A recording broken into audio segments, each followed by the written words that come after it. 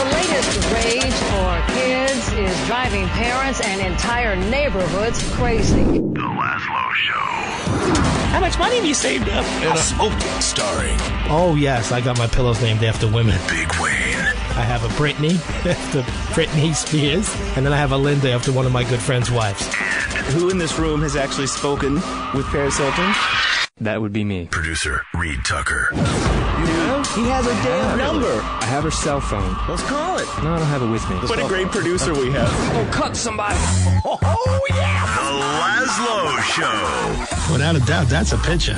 It should be taped right on the front of someone's door when he comes in tomorrow morning. Let him know we're breathing down his neck. No, we were breathing down nobody's neck.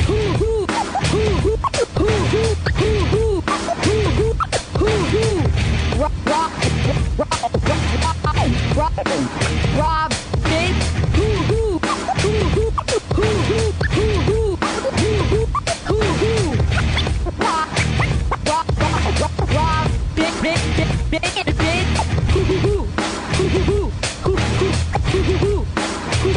Robin, Robin, tell him, Fred, tell him, Fred, I invented everything. I invented everything.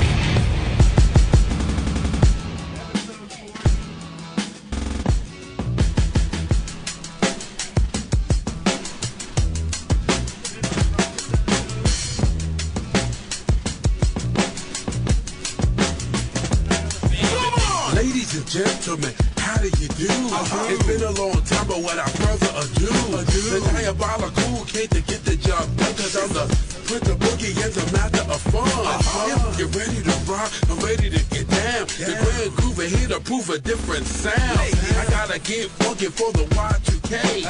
Each and every time I know what to say.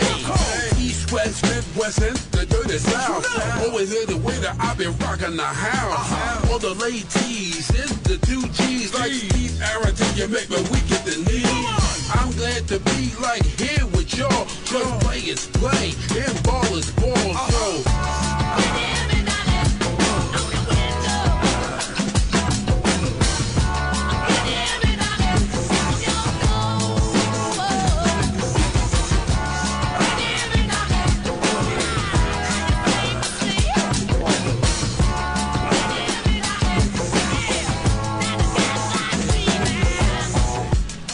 to confess that I took the S off Superman's chest.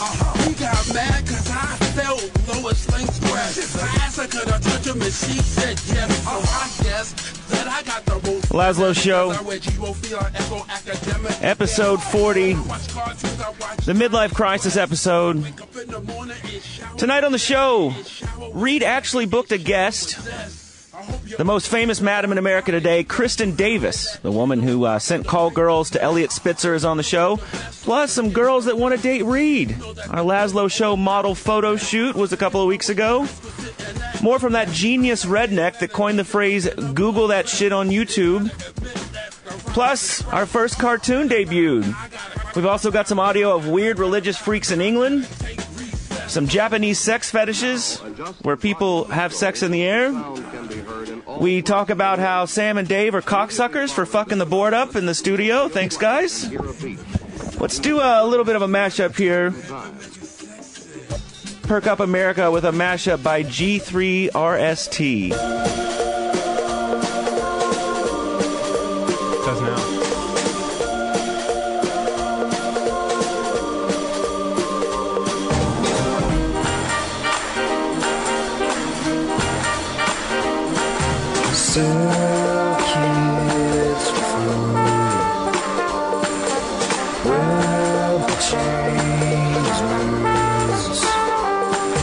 Spring, again.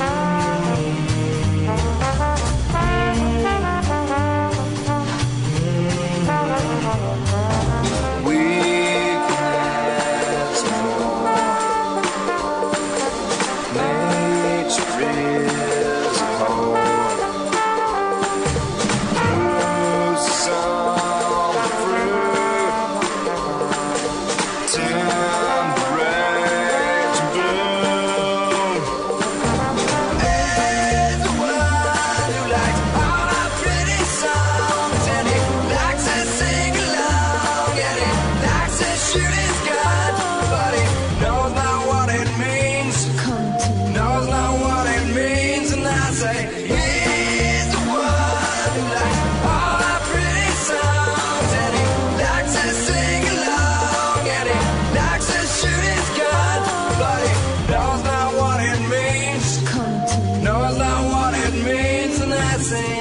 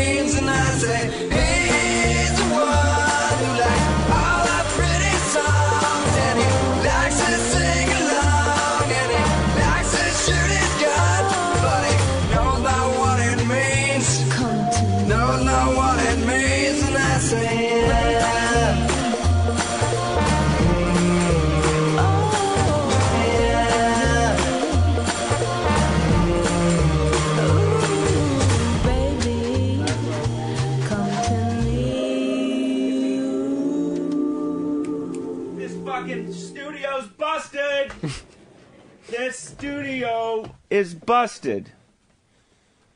The studio's busted, Danny. Fuck. You know, I knew when I called in to Ron and Fez. This mic goes on and off, Danny. I knew when I called in and gave fucking Dave shit about their show was going to stink. Because, of course, it wasn't. They're both awesome guys. But they sabotaged the fucking board in this motherfucker. Dude, this thing goes on and off when I move it around like this. That might just be the mic. We had actually some problems with that last week. It was giving us some shit. It had to be rewired. Good. Guess mic's broken. You want to use this one instead? No, that's fine. I'll just turn all these buttons on. No, it's you. Which one? That one. This says Fez. Oh, dude, you've got I fucked it up. You fucking drunk! There, look. Now it's all better. Danny, you had him... I take back what I said about Dave. Danny, you labeled the board wrong. Yeah, I did. No wonder I was turning on the wrong microphone. And Danny rolls into the studio. How many fucking times have you done this? You don't know it's the same one every time?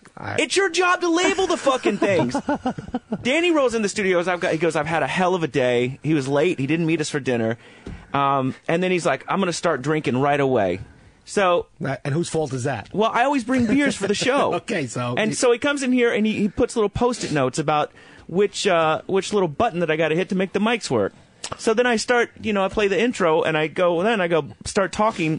Can't hear me. One of the Post-its just has a heart on it. I thought that was sort of weird. What does that mean, Danny? That means love for the show. Oh, yes. Good. Are we even on the air? We're on the air. All right. No, this place was left a wreck.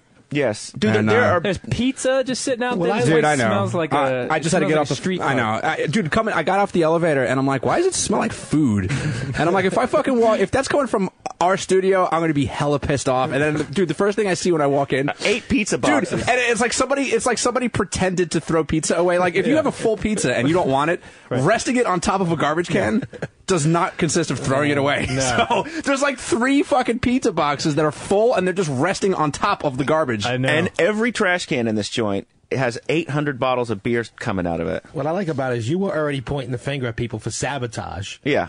Yeah, it wasn't And it was me. Yeah, and it was Danny. No, but there's some other shit going on too. I mean, I had a problem with the other board. Like buttons are pressed that should never be pressed. One of my machines in the back office, which I used to record you guys, there were settings that were fucking messed with that should never be messed with. Well, we won't have to worry about that when we get stuck in a closet over at the other place. So I think me mislabeling your microphone was probably the least of everything. Right. I also got to say, Danny, we usually go through a mic check for Lazlow before we go on, don't we? Oh, all the time. Yeah, well, see, you're also cutting the corner short. Yeah. We had 45 minutes to check the mics, and we sat here looking at each other. All right. Yeah, that was my bad. Can we start the show now? Yeah. See, look, Laz, right there. Thank you. See? So episode 40, we got a lot to get to tonight. Several guests. We should start off with the first thing that that happened to us over the last month and a half. Coke Logic blessed us with an animation that looks amazing. I love it. It is amazing. This is 80% me. It is good, and for the first time, somebody drew a picture of me and didn't make me look queer. So I appreciate that. So much You don't love think you look to queer? Wait Coke till you Logic. get the hits. Well, you know, because we had Brandon, remember at the old show, and he'd draw that pretty kick-ass picture of us, and I look like some shit from a George Romero movie. So it's been getting some good hits. It's good. Some good hits on the YouTube. Thank you, Coke Logic. He actually sent it over to me, and I did a sound mix on it. Because the part where Wayne's getting blown by the hooker has sound effects. I was in the sound effects library, and I type into the search blowjob, and of course that doesn't come up. So I had to get fish noises and all sorts of stuff. I was very impressed with the likeness of myself. Yeah, you look good. Did that bring back some? I didn't know my eyebrows moved so fucking much. If you want to check out the Coke Logic animation, it's at lazlow.com. It is really good. Yeah, good times. But, yes. You know, it's been like 6 weeks since we did a show, and our good friend Wayne he's been through some hard times, you know, unemployed, and not only, I don't know how this happens, but unemployed and deathly sick. It's like you don't meet anybody. You don't go anywhere. So I call him, and I was really worried about him because, I mean, I heard rumors that he was very sick. And I called him, and Wayne's the kind of friend that will tell you anything. And I remember, in fact, we have a couple of our friends here, the first time they met Wayne on the beach, and he just, nothing is sacred. He just goes, and their jaws are on the ground like, who is this fucking guy? So I call Wayne, I'm like, how's it going? He goes, I shit myself today.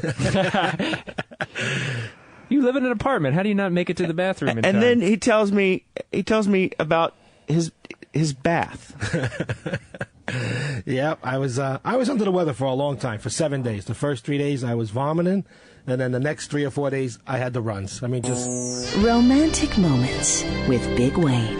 I mean, for 3 days constant, at least like every 20, 30 minutes on the bowl, crapping myself.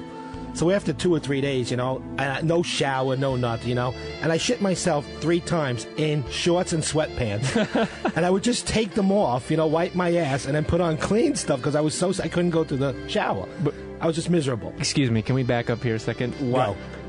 Why are you shitting yourself? Where are you that you cannot? I was trusting you live a in fart. 400 square foot. I was trusting a fart.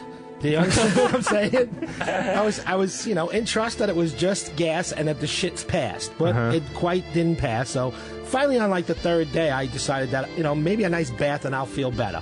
You know, a nice soak in the bath, and so I get in the bath, and sure enough, I have to let loose with a little fart. You know, so I don't think anything of it. Well, I shit myself in the fucking bathtub. No, that's not what you said to me. No. You said, I was in the bath, and I looked down, and I said, wow, I wonder why there's cabbage in the bath. You know, you can only eat a certain amount of stuff after you're that sick, you know, and I kind of weaned myself in with saltines and, like, crackers and some salad, you know, to kind of start to bind me up.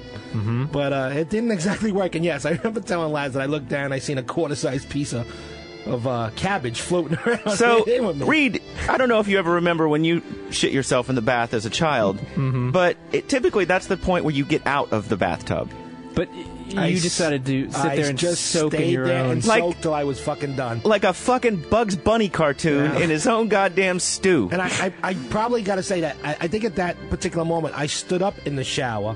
You know, and now I'm getting ready to soap up, and I pushed one last time, and sure enough, another one came flying out. Well, I was vertical, and it runs down your leg. It just doesn't, you know. It feels all warm. I didn't feel warm, but I felt it on me. Have you not learned your lesson at this point? Dude, I got to tell you, I'm with my old lady. She'd never seen me this sick in all my life. I got to tell you, I should have probably went to the hospital one day before that. Literally, Reed, you could not imagine the throwing up I fucking did, and then it turned to diarrhea. I thought I had food poisoning. Yeah, I'd say we should have taken you to the hospital the first time you shit yourself. As a man who's you see, don't know me. That's well been over done, 40. That's been done before. So. Yeah, after 15 Guinnesses. But I'm back. Dude, he gets into my car tonight because we drive in. He gets into my car tonight, and he fucking reeks. I'm like, dude, if we get pulled over, they are searching this entire fucking car. Well, Laz is not comfortable with me smoking while I'm driving. No, I'm not. I do all the time. But since our friend Chris got busted, and since Laz has preached to me about the laws have changed and they're really enforcing them, I have stopped. Plus unemployment, the weed isn't readily available as it normally was when you're working. Oh, my God. Yes. Wow. And that weekend, I was supposed to go down to Ed's house and work on Cousin Ed's house. And I felt bad, you know, I knew I was going on Friday, Saturday, Sunday, and maybe coming back Monday. And, you know, on like Wednesday, I'm like, all right, I got to get my shit together because I also need the money. And Thursday comes, and I'm like, and then finally, I got to say, I had to have my wife talk to Laz to say I'm backing out. Yeah, I was under the weather. Right, which I don't understand because he's so unemployed. Yeah, you're absolutely right. Who did I come in contact with? Where do you get germs from? I actually, the only place I really go in Long Beach is the library. Can you believe this motherfucker goes to the library? Here's what he does. Let me tell you what he does at the library. He goes in because you can check out CDs at the library. Mm-hmm. He brings them home and rips them to iTunes. I wonder who gave me the idea. Okay. Anyway, you checking out a copy of Field and Stream in there? What are you doing? I'm on. You ever check out books? Oh yeah. Mm-hmm. Movies, CDs. Yeah, sure. Mm-hmm. Yeah, they've got those occupied, dude. You can't stay in your house they've got those all day long, so you got to get out. And I became, you know, fascinated with the library recently again. So Reed, you actually booked a guest for our 40th show. It is a first. I thought since it was an anniversary show that I should get off my ass. And so, I mean, this is a pretty big guest. This is the woman who sent. What was the chick's name? I'm fascinated with her. Ashley Dupree. Oh, hi, dude. In fact, we have a girl here that looks like Ashley Dupree out there. A little bit. I'm obsessed with that chick. And so this is the madam that actually sent her over to Spitzer's house. Yeah, you know, who brought down the New York governor, Eliot Spitzer. She was in charge of the prostitution ring, which Ashley Dupree worked for, and Eliot Spitzer was a regular customer. And apparently she's got all kinds of stories, this woman, about actors and things like that, all these people who called her for her services. Awesome. She's going to be on in about an hour from now. But we should get to this guy that we played last time. It was a huge hit. If you didn't catch the last show, it was a doozy. It's lazlow.com. You can download it. But there was this redneck in like North Carolina who just sits in his bathroom drunk and screams at the camera. And I, like an idiot, his posting was Richard Gethner or whatever. Tim Geithner. And I was like, it must be his name. And then, of course, I see people blogging about those geniuses on the Lazlow Show thought that our Treasury Secretary was. I was like, okay. Well, you don't turn to this show for business advice. Right? I mean, we already knew that going on, didn't we? Lately, we'll be talking about what to do with your 401k in between Wayne shitting cabbage in the bath. But this guy is blowing up, dude, and I got a couple new rants from him. Good. I mean, in the last 50 fucking days, Congress has voted to spend $1.2 trillion, folks. That is $1 billion a fucking hour. Can you tell me you gonna print fucking $1 billion an hour and all you've done is save 25 fucking police jobs? Where does he get this data? I don't know. And the music is his own. He decided Stone Temple Pilots was really going to mirror his wrath. Fucking police jobs! Are you shitting me? If you would print me $1 billion an hour, I would hire every goddamn American in this country. By the way, sir, yes, you unemployed. Wayne, you're going to go working for this redneck. I would love to. Goddamn American in this country! I mean, you gotta be out of your fucking mind! These people are so fucked up in the head, I don't even know how they're still walking! I mean, goddamn it! And then I'll find some article talking about Congress has been getting a $4,700 annual cost of living raise. Where in the fuck is the people's goddamn cost of living raise? Goddamn it, we work all fucking year! Why do I feel like this guy's about 2 weeks away from getting his own talk show on Fox News? Oh, dude, if they give fucking Joe the Plumber. Exactly. Joe the Plumber's now a journalist. Have you heard this shit? That he's like covering the Iraq war. This guy, I swear to God, he's a week away from getting his own show. Absolutely. Because you don't need any journalistic credentials anymore. You just need to be able to. And this guy, I agree with him on half the shit he fucking talks about. I know. Joe the Plumber's a fucking tax cheat and a piece of garbage. I mean, we work all fucking year, and what, you get maybe $1 an hour? That ain't shit! I'm sick of this goddamn $1 an hour, 50 cents an hour bullshit, and these cocksuckers are gonna get almost $5,000 every fucking year! I think I'd take him more seriously if he didn't have Dead and Bloated playing underneath him. Well, you can't really make your point with some 90s grunge. Dude, I am with him. And you know what I like?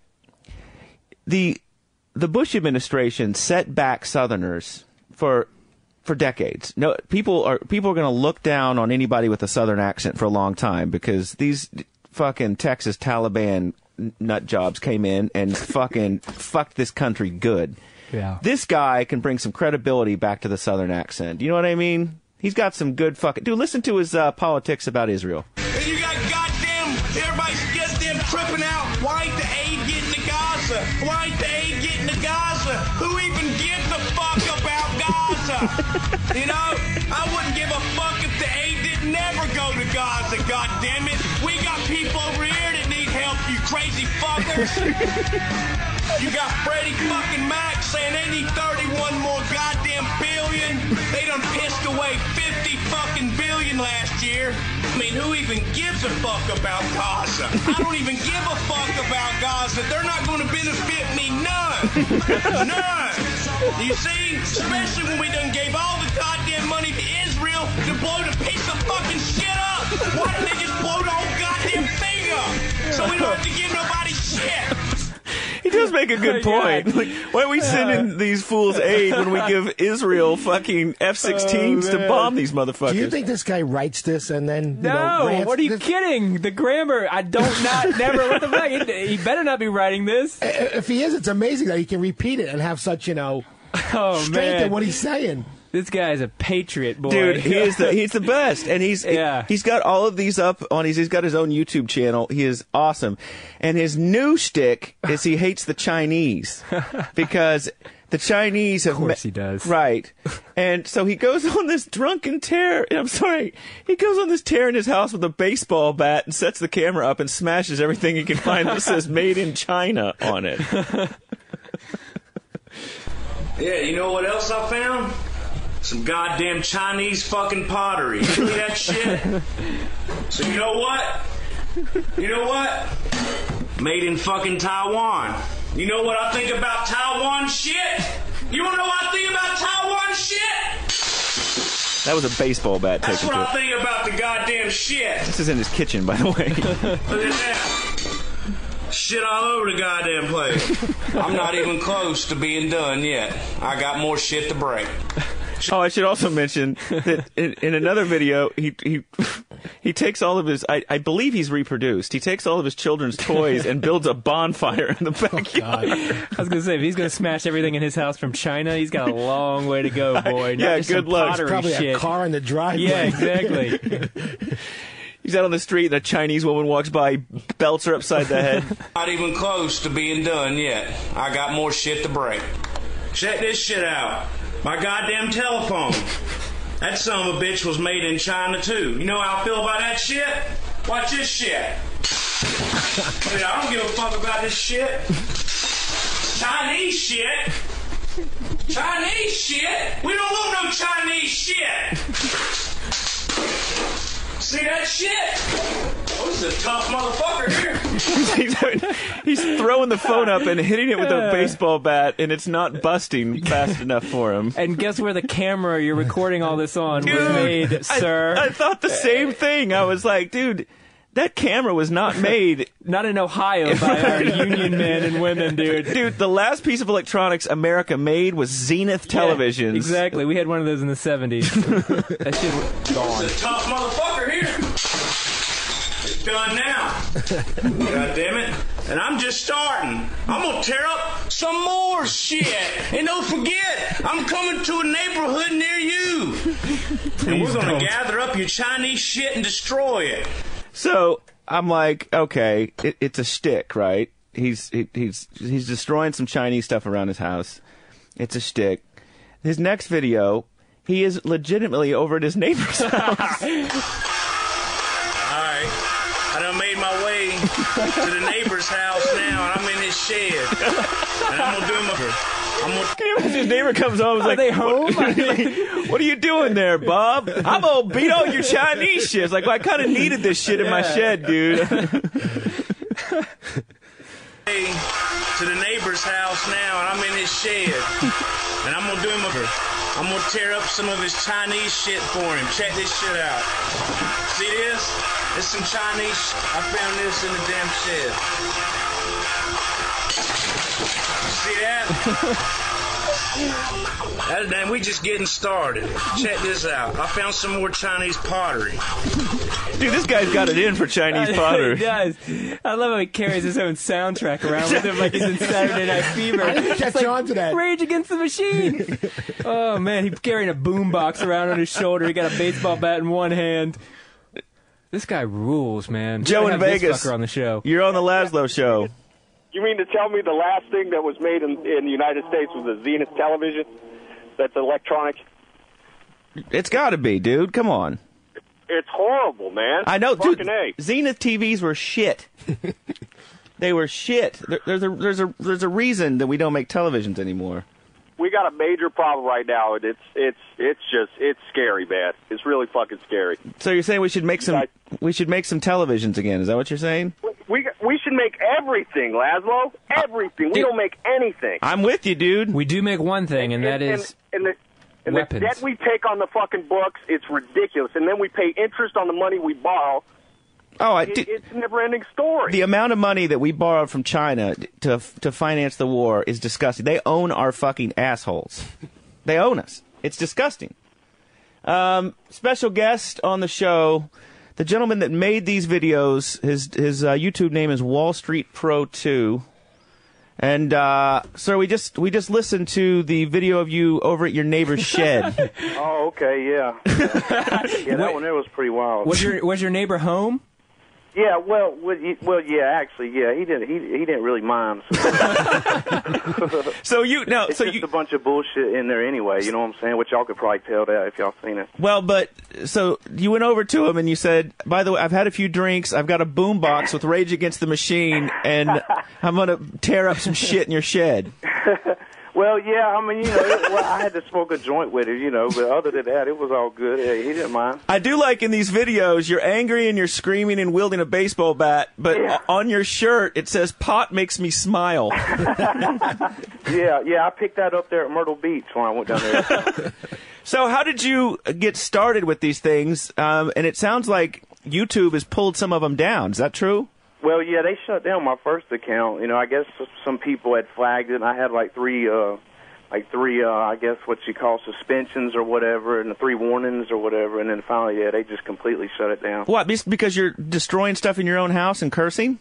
Well, yeah, and I guess plus I was talking about some of these people like Obama and Rahm Emanuel. I guess maybe somebody took offense to that or something. Oh, I'm sure some liberal douche took offense to it. I'm sure no Chinese people got upset. Yeah, no shit. Yeah, I'm sure some Chinese people probably. Yeah.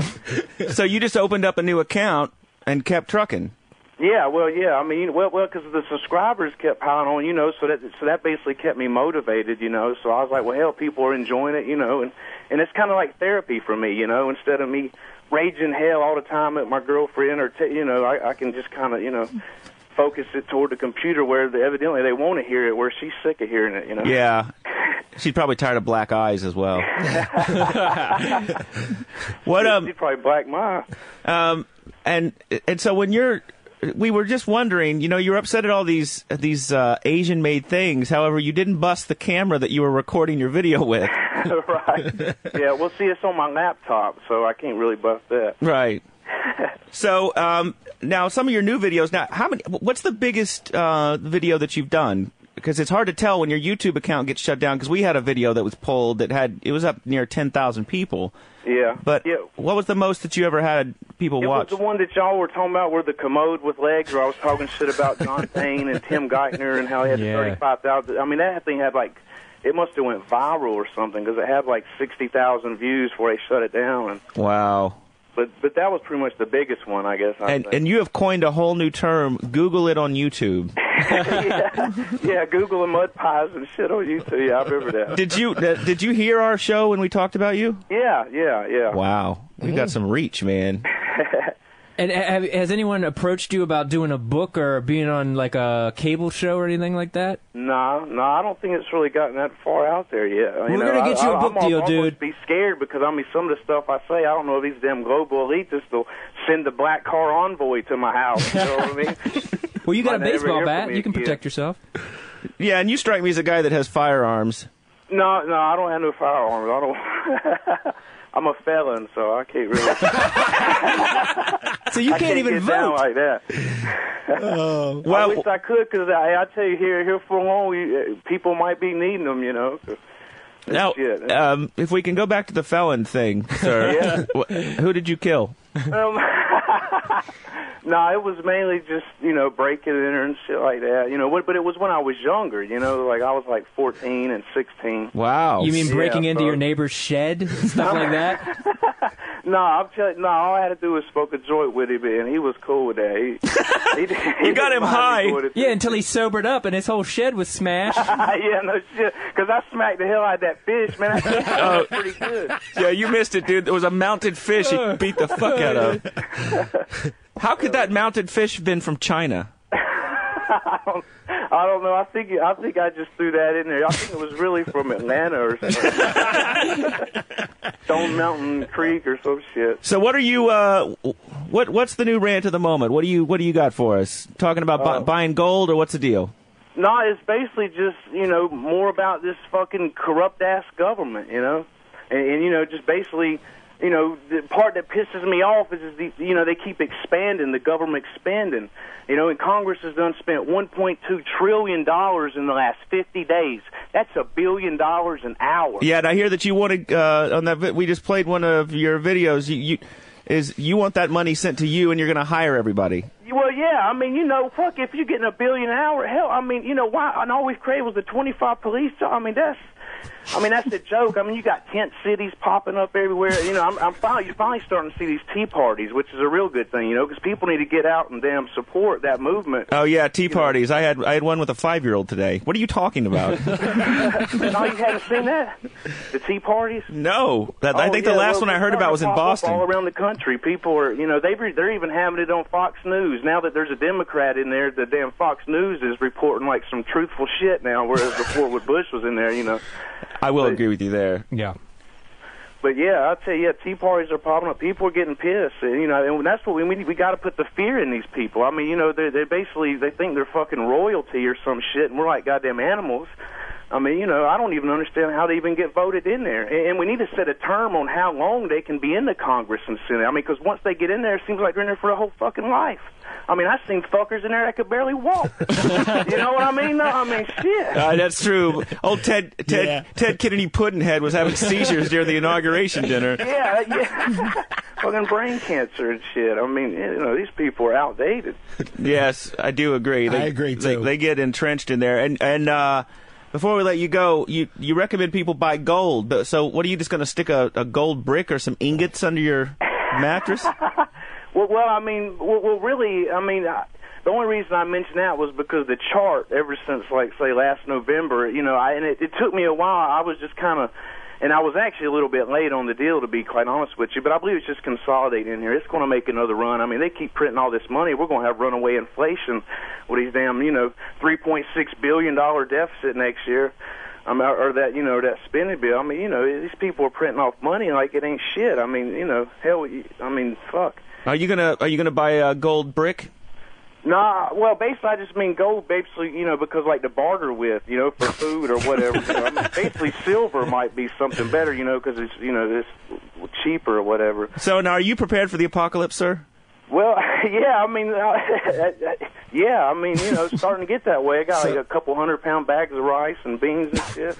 But you got no rifle or nothing to defend yourself, because someone's going to come take your fucking rice. Yeah, you're right. Hey, you're exactly right. Yeah, I don't know, dude. You're pretty good with that baseball bat. You were fucking shit up. I know. I mean, I wish I could have made a video of what I did with that bat before I tore it in half, because I'm sure you can see it was torn in half. I beat the hell out of all kinds of shit for it. I wish I could have made videos of that. And at one point, you hung a television or something. Yeah, that was just like a little CD, like kind of like one of those things that goes in the headrest of a car, like a little DVD. And there's another one that has a bigger screen, but she won't let me find that one. I asked her, I was like, "Where's that, Al? You ain't getting that one." She was pissed when she saw that part. She didn't mind me beating that frog down, but she got pissed when she seen that part. What frog, sir? Well, there's a frog, I think, right before that part in that video where I hang a frog up and it's still chirping and shit. And it's not worried about animal cruelty. No, it's electronic. Because you were burning children's toys in a pile in the backyard. Oh, yeah. Dude, your neighbors must think you are batshit. They don't really fuck with me, to be honest. Well, who would? All right, we'll plug your the website. If you want to go to his YouTube channel, if you go to YouTube and type in Wall Street Pro, the number 2, and Wall Street has one L, so WAL Street Pro 2. Yep. And you've got a bunch of videos up there. But thanks for coming on the show, man. Hey, no problem, man. Thanks for having me. You brought us a bunch of laughs, and hopefully YouTube won't take your videos down. Yeah, hopefully not. So far, it's been straight. So I haven't had any warnings.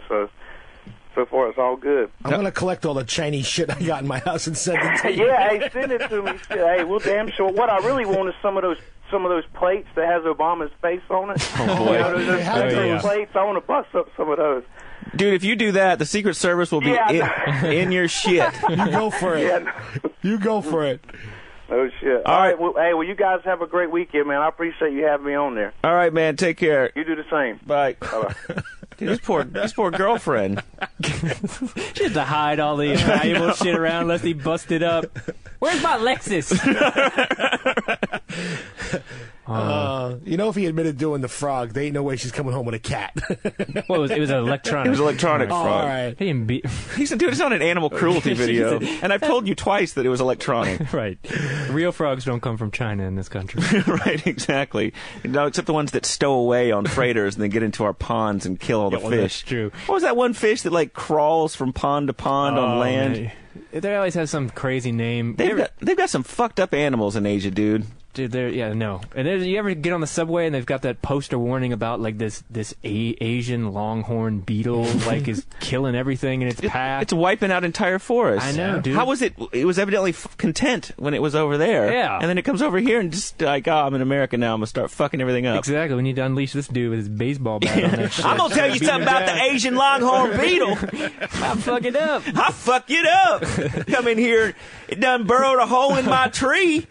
You know what's scary though is that you're right. I agree with everything that guy is saying. Seriously, every damn thing he's saying. Right.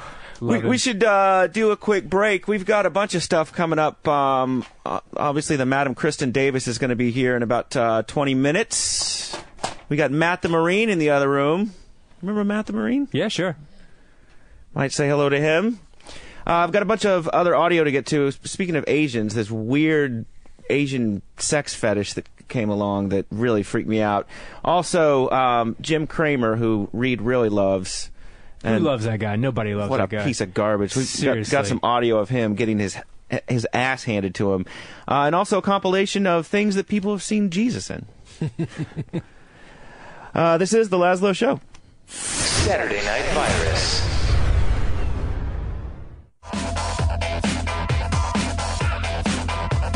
The Lazlow Show.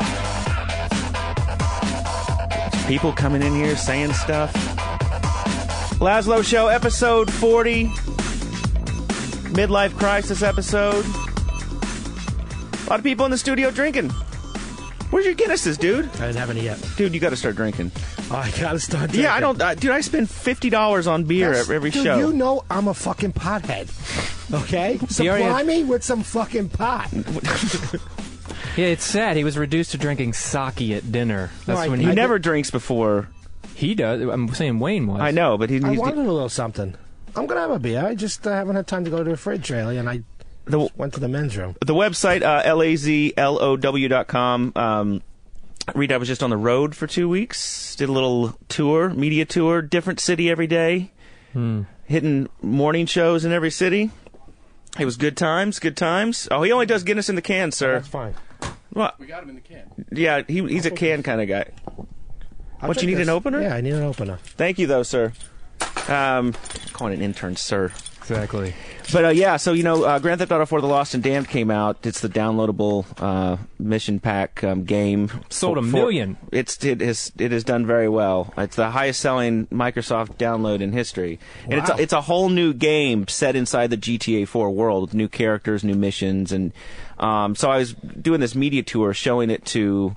different radio stations, and did morning shows in San Francisco and Vegas, and I took this guy from our London office with us, and because he had never seen America, and I come out of a 7-Eleven in in Vegas.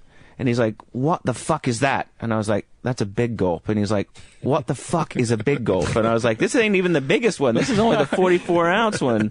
And I said, there's a 64-ounce big gulp. He was floored. I go, dude, Americans don't get this fat by eating salad. Right. We're on a mission here. It ain't easy. I need a gallon of corn syrup with a quickness. Well, that's the thing. I don't even drink that much stuff. But, you know, why is there no ice in Europe? You go over to Europe for like 2 days and you come back here, and a big gulp looks like the greatest thing ever because they don't have shit like that. Because for some reason, they don't have ice over there.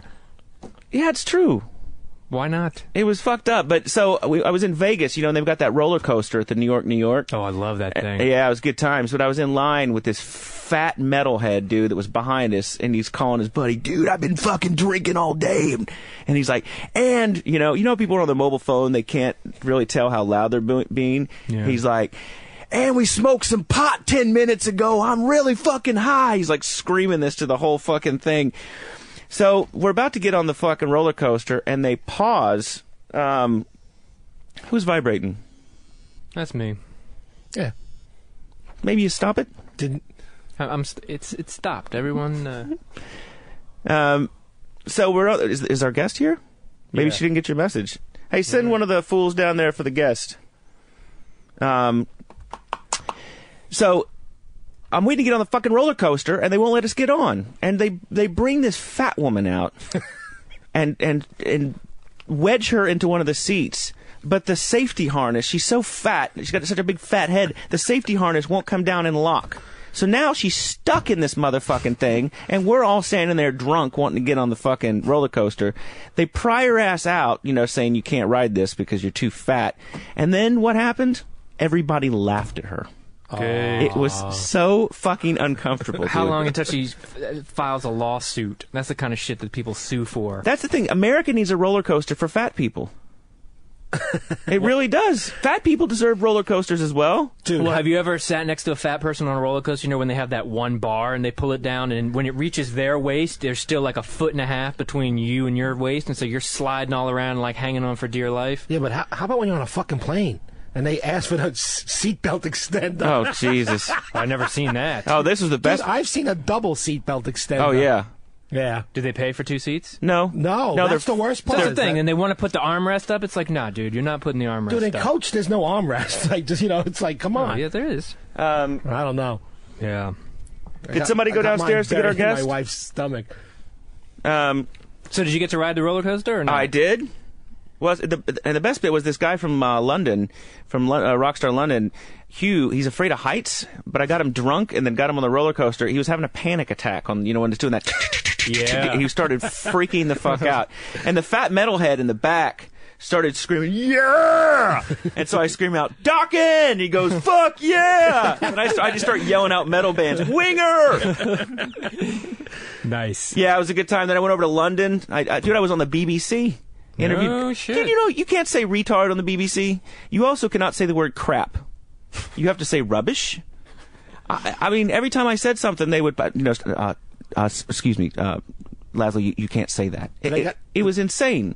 Do they got a delay over there for that, or is it just everything is pre-taped ever since the Russell Brand incident? Okay, they are. They freak the fuck out. Wow. So were they super proper? What kind of questions were they asking you? You know what's weird? They're obsessed with American radio because we can get away with so much more than they can. Yeah? Yeah, obsessed. It was weird. But I did learn some new words for retard while there, including spacker, window licker, that one I knew, downy, and then a mom who has a retarded child, they call her vagina a downy factory. Heard that one too. Yeah, that's a good one. Yeah. Oh, and a new one that I heard used in a pub was twunt. It's twat and cunt together. Good Brutal. Times. Yeah. Good times. Can you say wanker still? I don't know. Okay. I don't think so. I think that's super dirty over there. It's so weird though, because the bars there close at 11 o'clock. The pubs. They make them close at 11 because the Brits would drink all night. Yeah, and they have tits on page 3 of the newspaper. Dude, but you I can't see wanker on radio. That was I couldn't say the word crap on the BBC, but you go into any convenience store and there's porn. Yeah, Yes. I know exactly. Like that kids could get. No, I don't care. Yeah. But Laz, and those pubs at 11 o'clock, when I was there, you were allowed to buy at 11 o'clock, you could buy as many fucking beers as you wanted. Yeah, that's right. And they didn't kick you out till you drank if you ordered 8 beers, they were on the bar, they got even warmer than they were, but you were there till you finished your 8 beers. Yeah, that place is out of control, man. And a lot of the pubs I was in, the actual people that own the pub live like in the back. Yeah, it's true. You been? Yeah, sure, a bunch. And you know what's messed up? You know, because the bars close so early that people go straight after work. They don't have dinner. Yes. They drink like 57 beers. And people drink so much there that they have to set up mobile hospitals on the sidewalk because so many people are like falling down dead. Dude, I have never seen so much vomit on the fucking sidewalk. And these girls are like 19 years old and just puking in the gutter, man. It's a wonderful place. It's insane. Yeah. And there's no guns. No. So in fact, there was one guy who moved from America to over there, and I guess he left some stuff in storage for too long, and they started to auction it off, and they found a .22. And the guy got 5 years in jail. Wow. For it. Because you cannot have... You can't possess or own a handgun. Right. No. If you want to kill someone, you got to stab them over That's there. the thing. Yeah.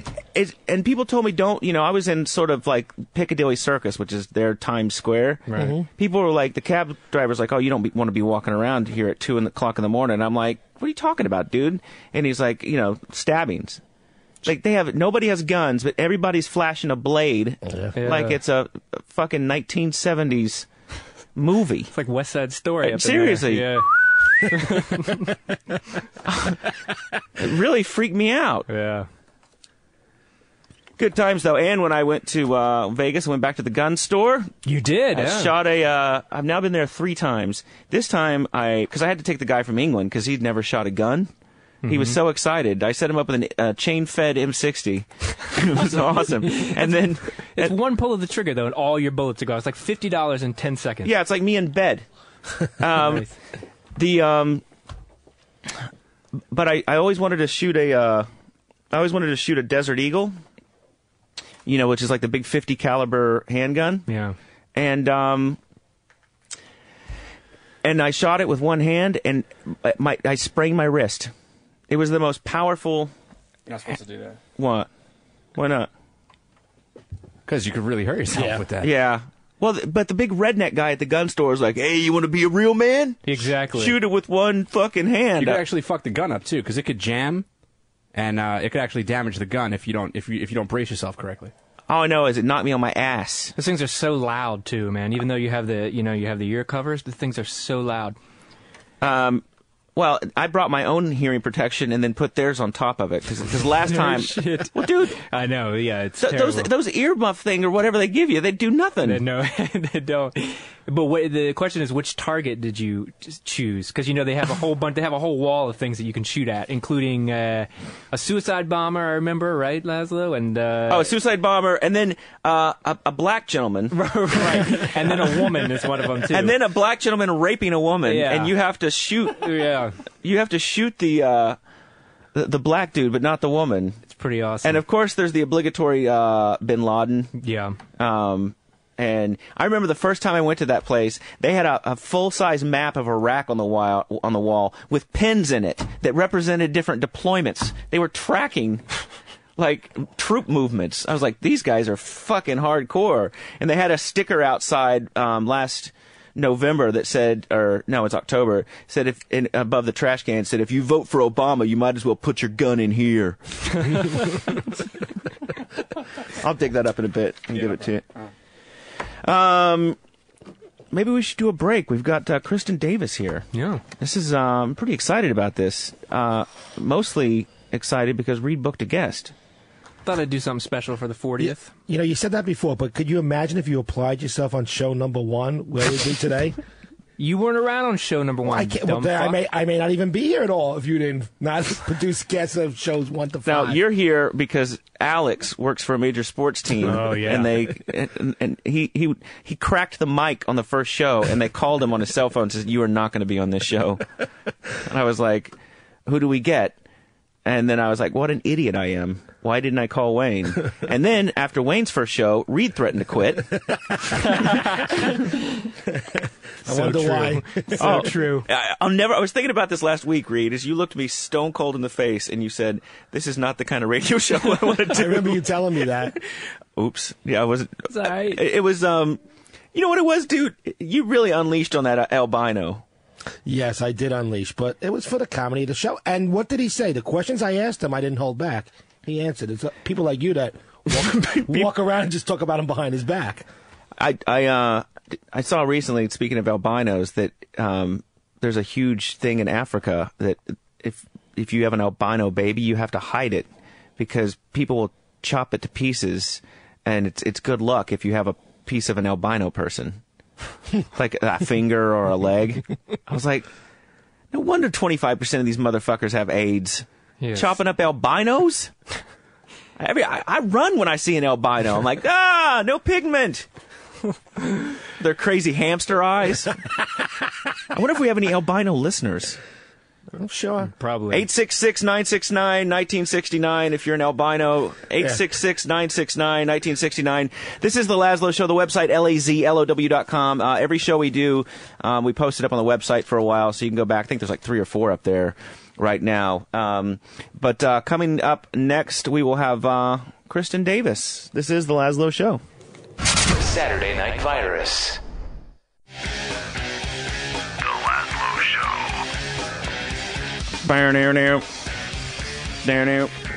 Lazlow Show, episode 40.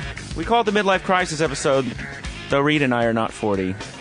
Not yet. Wayne's prostate is about 110. Very excited. We have a guest this evening, tonight.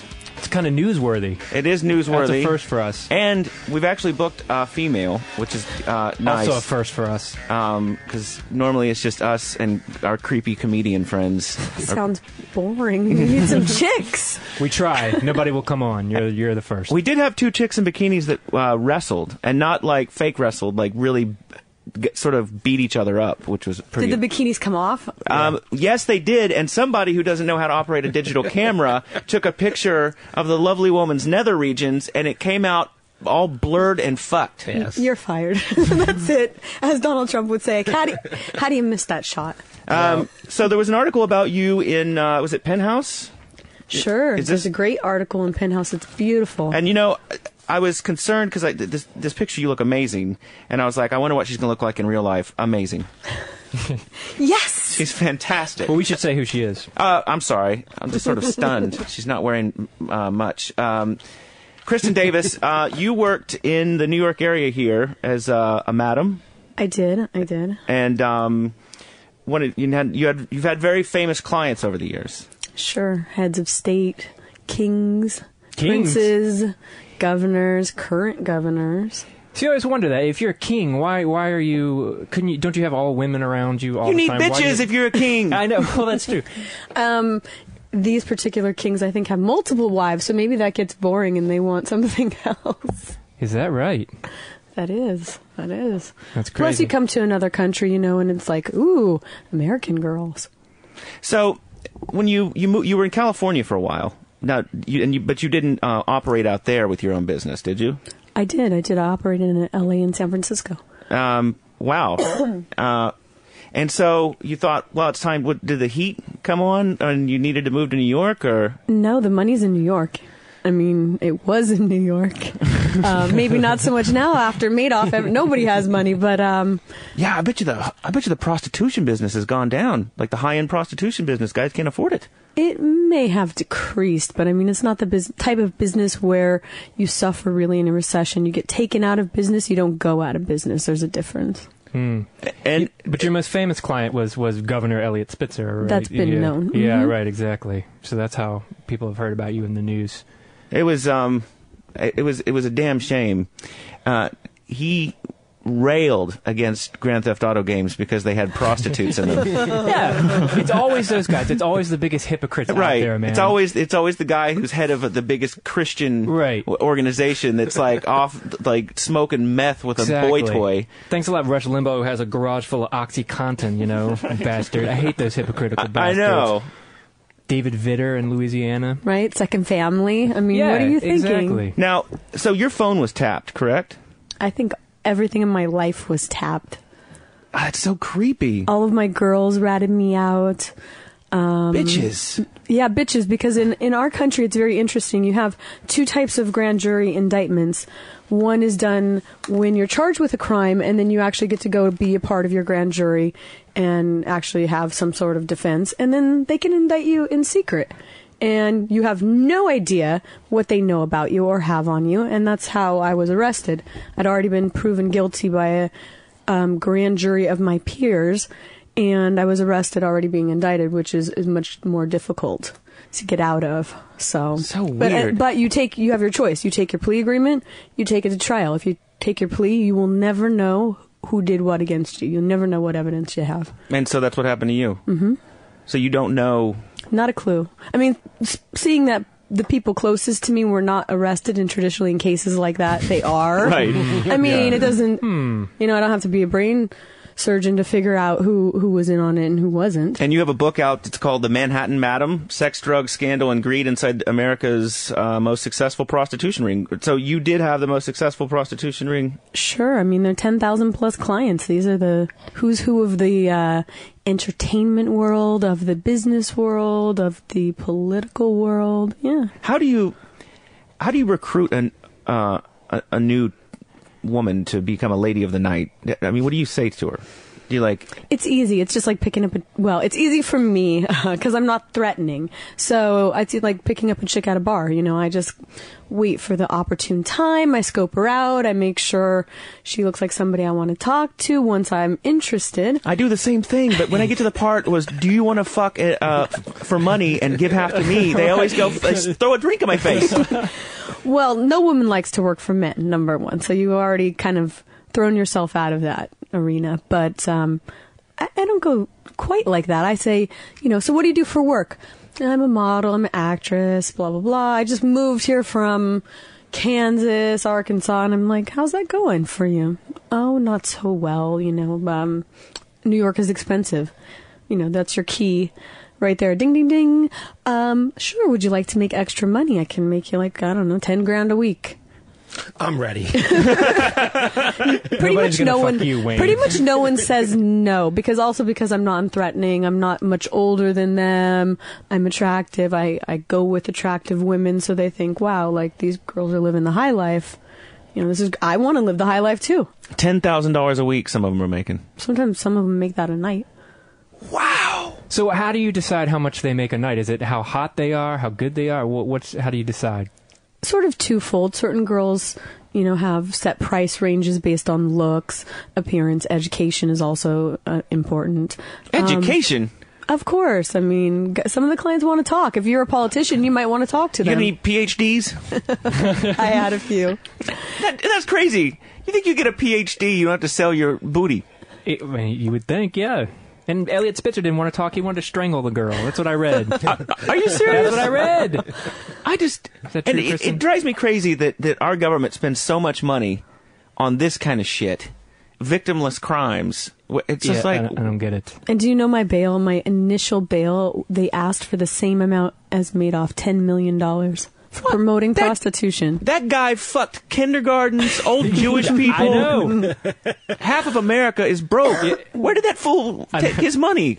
Where did it go? He bankrupted Holocaust charities. And we're still like, let him. He's living in a $7 million penthouse, for Christ's sake. And I heard he's already belly aching about how horrible prison is. Yeah, no, tough life.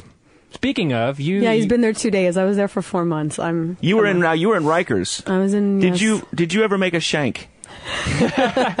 No, I was taught how. I did not make one. I was also taught how to make hair dye, how to make burritos out of Dorito chips, and beef jerky, which is a very interesting process. I was on a lot of interesting things there in Rikers Island. It was rough in there. I've met some of those people coming out of there, and they will beat my ass, man. Some of these women are... You were in general population? No, I was in general population for a short time, and then I was moved to solitary confinement. What'd you do? You know what? For your own protection, It was right? for my own protection because my bail was $2 million. It got lower. It was They asked for 10. We negotiated down to the whopping sum of $2 million. Wow. It's just crazy to me. I know. But you're free now, right? You're basically... I got time served and 5 years probation and forfeiture of all of my assets. Oh. Wow. And so Elliot then Bernie Spitzer, Madoff, isn't his, like, are they selling anything off? I'm like, hello. That's the thing. And what happened to Elliot Spitzer? Nothing, basically, right? Nothing. Not even a fine. He's got his own radio show, right? Yeah, I think so. Does he really? Yeah. I mean, he's making millions, I'm sure, consulting, and nothing really happened to him. His family has big money. Yeah. Yeah, they own like half the real estate in New York or something like that. They own a bunch of buildings. It's just, I mean, at any point were you like, when you were on the... Now, you knew it was him, right? I mean... I knew it was him when one of the girls was walking down the street and called me up and said, hey, the client you just hooked me up with is actually on the cover of the Post. It's the governor. And I met him numerous times years prior as Attorney General. So What, you met him? A number of times. So you were doing Attorney General things with him, or what? When he was Attorney General, he used to. We started out initially in a very high-end apartment. I moved us out of there. I kept that apartment for myself, and he wanted to continue going there because it was nice and discreet. And so I used to let him use the spare room there. And a lot of times the girls would run late. I'd open the door. It would be the client, not the girl. So I'd have to be like, okay, well, why don't you sit down? I'll get you some water, some soda, some wine. Right. Keep him company until the model gets there. How's the budget going? Yeah. Well, I didn't know. I didn't know who he was. He was Attorney General then. He used a different name. You know, I just thought he just looked like our average kind of client. So how do these people think they're not going to get caught? That's what I don't understand. They're so well known. And there was another part in your book that I was reading about that you went to some Oscar-winning actor's house and he had 4 or 5 girls in a hot tub. And he was that one is. Yeah, you know who he is. No, I don't. Who is he? No, I can't say that. I can't say that, but definitely, like, you walk into his house and there's no way that you cannot know who this man is, and you're like, sad, pitiful day here. Like, just like throwing up on him. I mean... Oh, really? You know, when you look up to someone and you're like, oh, man, I can't even take you seriously at this point. Wow. Yeah. Give us a hint. Can't. Was it De Niro? It's in that realm. I think it's Nicholson, dude. Nicholson's a fucking lush. He looked like he would probably have 5 girls in a hot tub with him. You always see pictures of him on TMZ with a huge gut and just hot chicks around him that you know are paid. Well, that's the thing. I was also reading in your book, you said that most of the clients, which I would imagine are pretty gross, like if 65-year-old sultans or whatever that have yachts. But, I mean, how did the girls put that aside and do certain things with them? They're not all gross. A lot of them are in their, 40 to 50 range. They're like the CEOs of, major corporations. They're interesting. They're dressed well. They treat the women well. So, these are also women that maybe aren't used to getting treated so well. So for them, that's part of the allure. And so what are some of the weirder things that dudes wanted? I mean, obviously, Spitzer had a problem wearing a bag. Which, I mean, that seems crazy to me. That seems crazy. Because what happens when his wife goes, hey, by the way, I've got chlamydia? That is insane. Obviously the girls have to say no to that, right? That's up to their discretion. That is up to them. I said to them, I would like you to be as safe as humanly possible, but whatever you do is on you. It's not, I'm not going to dictate... I even told them you don't have to have sex with the clients if you don't want to. It's, it's kind of up to you. However the session goes, if you can hustle your way out of not having sex with them, more power to you. Yeah. Bob Kelly told me that the prostitutes down in, Rio de Janeiro or whatever, that he said, if you bang them in the back door, you won't catch AIDS. So it said you don't have to wear a condom. I said, you are out of your mind. Without a doubt. You're more likely that way, aren't you? You are out of your mind. He's like, oh, no, they're very clean. It's like, yeah. That's just so bizarre to me. But that's like a different type of prostitution. When you go to the high end, these girls were being taken to like John George and to like the $1,000 meals, and they're being given gifts. And I've had clients wire them in like $20,000 for their birthdays. And like, this is a whole like other realm of stuff that even I didn't think existed or was fathomable for somebody to spend that amount of money. And so how did the money come to you? A lot of it on credit card. That's awesome. Yeah, I read that too, that some of the people use their actual credit card, and you would just sit there and look at the credit card and be like, oh, I know who that person is. Sure, I maintained all of those, and you should all be scared right now. Yeah, when are you going to unleash hell? Is it in this book? Or what? No! Why are you, I mean, I know the book is awesome, because Reed was telling me about it. By the way, it's called The Manhattan Madam, Sex, Drugs, Scandal, and Greed Inside America's Most Successful Prostitution Ring. And you can also check out this beautiful Penthouse article that's out if you want to just get an excerpt and before you buy the book. It's amazing. What issue of Penthouse? April 2009. Yep. You know, Wayne was reading Penthouse earlier. He's like, I haven't seen Penthouse in a while. It's really clean. I was like, what do you mean clean? Well, because they usually have it at the O&A studios. They have just a bunch of hustlers. Hustler around. is the nastiest. Skanky, you know what I'm saying? At least they keep the women still looking like ladies. You know? Mm-hmm. That's That's what we like. So why won't you name names? Are you afraid for your life? Well, I have a question before you go. Hey. Is your court proceeding wrapped up? It's done. Thanks, so Wayne. the public can have access to it? The public can you can find have out. You can find out everything yourself. You know what, though? There's a gag order on the indictment where all the information is, so that's anything of that nature. But they didn't get my client list because I kind of knew they were coming. So How did you know that? Gut instinct. Really? Spidey sense? Yeah, I mean, I just felt like something was going to happen, and so I shredded everything, and I uploaded all my information, digitally scanned it, threw it on different websites to have backups. Cheney style, I love it. Yeah, it was all high tech. You know there are some people sweating right now, because, remember, if we know that A-Rod used steroids like 15 years ago, when is some of this stuff going to leak out? You know it's going to leak out. People are afraid to touch that. I gave 2020 full access to my client records, and they spent months researching these records, and they were supposed to name names. That was the whole point, to expose the hypocrisy behind these lawmakers and these people using corporate money, and to expose that.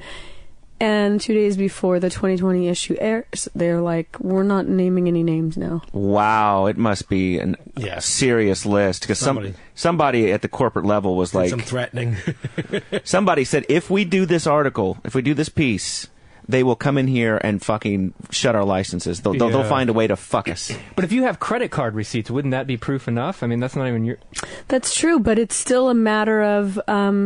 I think with the economy as bad it is, nobody wants to take the onus of a potential lawsuit, even just to save face. It's going to cost $50,000 to defend that. Mm-hmm. So nobody wants to take that risk. Did you ever, throughout any of this, think I should wire some of this money to the Cayman Islands or? Of course, I'm a very smart girl. And of course I did that. And the problem with that is... and of course I had money offshore. Come on now.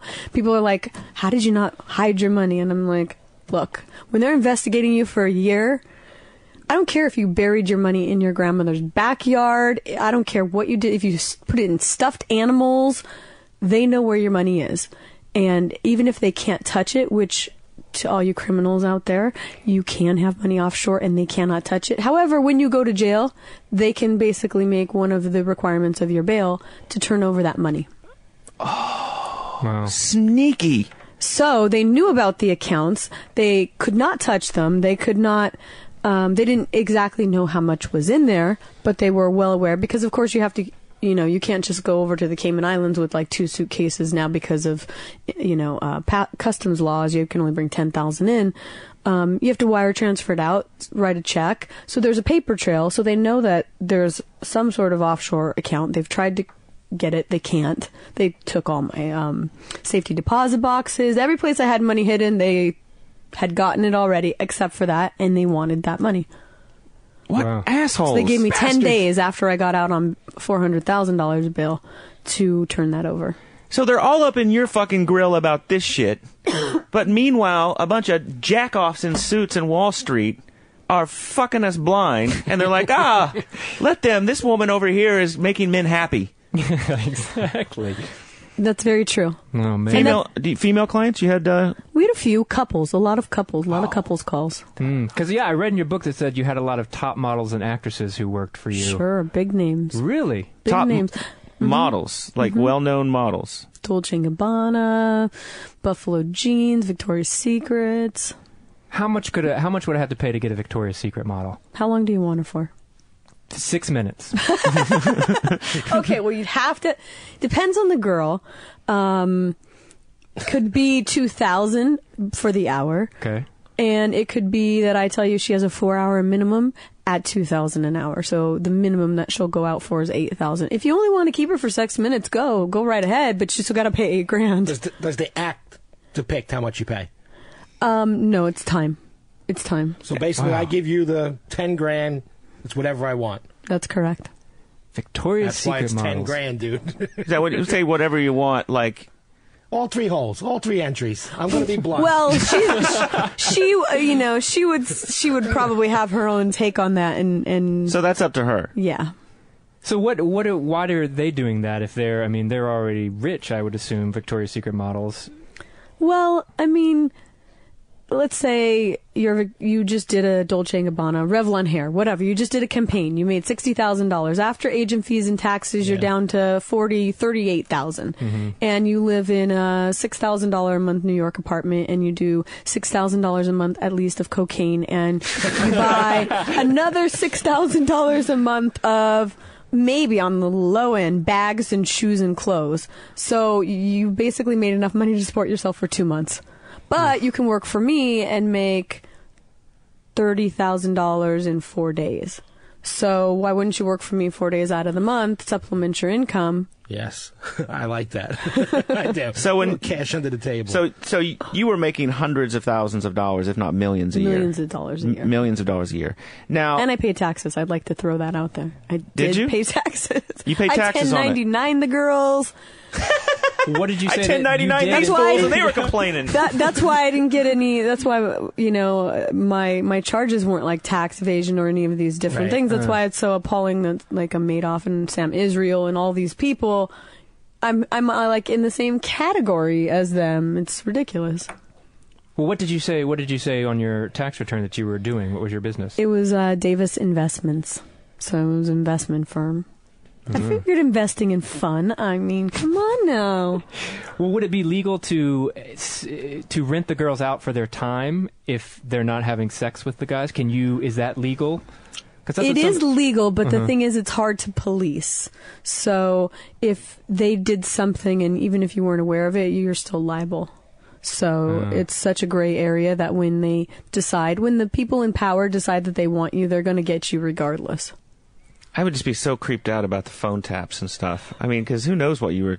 Who knows? I know. What you were talking about. I know. Now, did you have did you do any work during this time? Were there people that said, I don't want these girls, I want you? There were a few, but I didn't ever see them. So you were just focusing on the business end. Yeah. I mean, there was a time when I would, if I had the phones, say we were short-staffed, or I had the phones, I used to use I have a cold right now, so I kind of sound like I got that Janis Joplin sound right now, but I would use my like perky phone voice to kind of lure them in, and then I would tell them, and then they'd say, well, what about you? What about you? Can we meet you? I'd say, you know what? You can't afford me. And then they'd laugh, and, they'd say, how much? And I'm like, well, if you spend over X, I'll show up, join your party with, but in a non-sexual manner, with like a bottle of champagne. And a lot of times it's the allure, you guys, you want what you can't have. And I tell the girl, I give her a heads up, hey, when you go in there, make sure you tell him that I'm hot, because then he's going to spend $10,000 on you because he wants to meet me.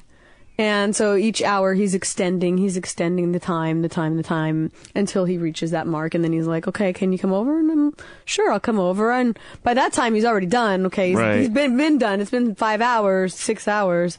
He's drunk, coked out, whatever. I come over with, a bottle of wine or champagne, and, he's so happy just to meet me. And a lot of times they'll call back and be like, well, what about you? I'm sorry, I can't, but so I would kind of manipulate that to my advantage to make money, but I never did. And a lot of guys order 2 girls at once? A lot of guys, yeah. It's a popular one. I'm sure. 3 girls at once?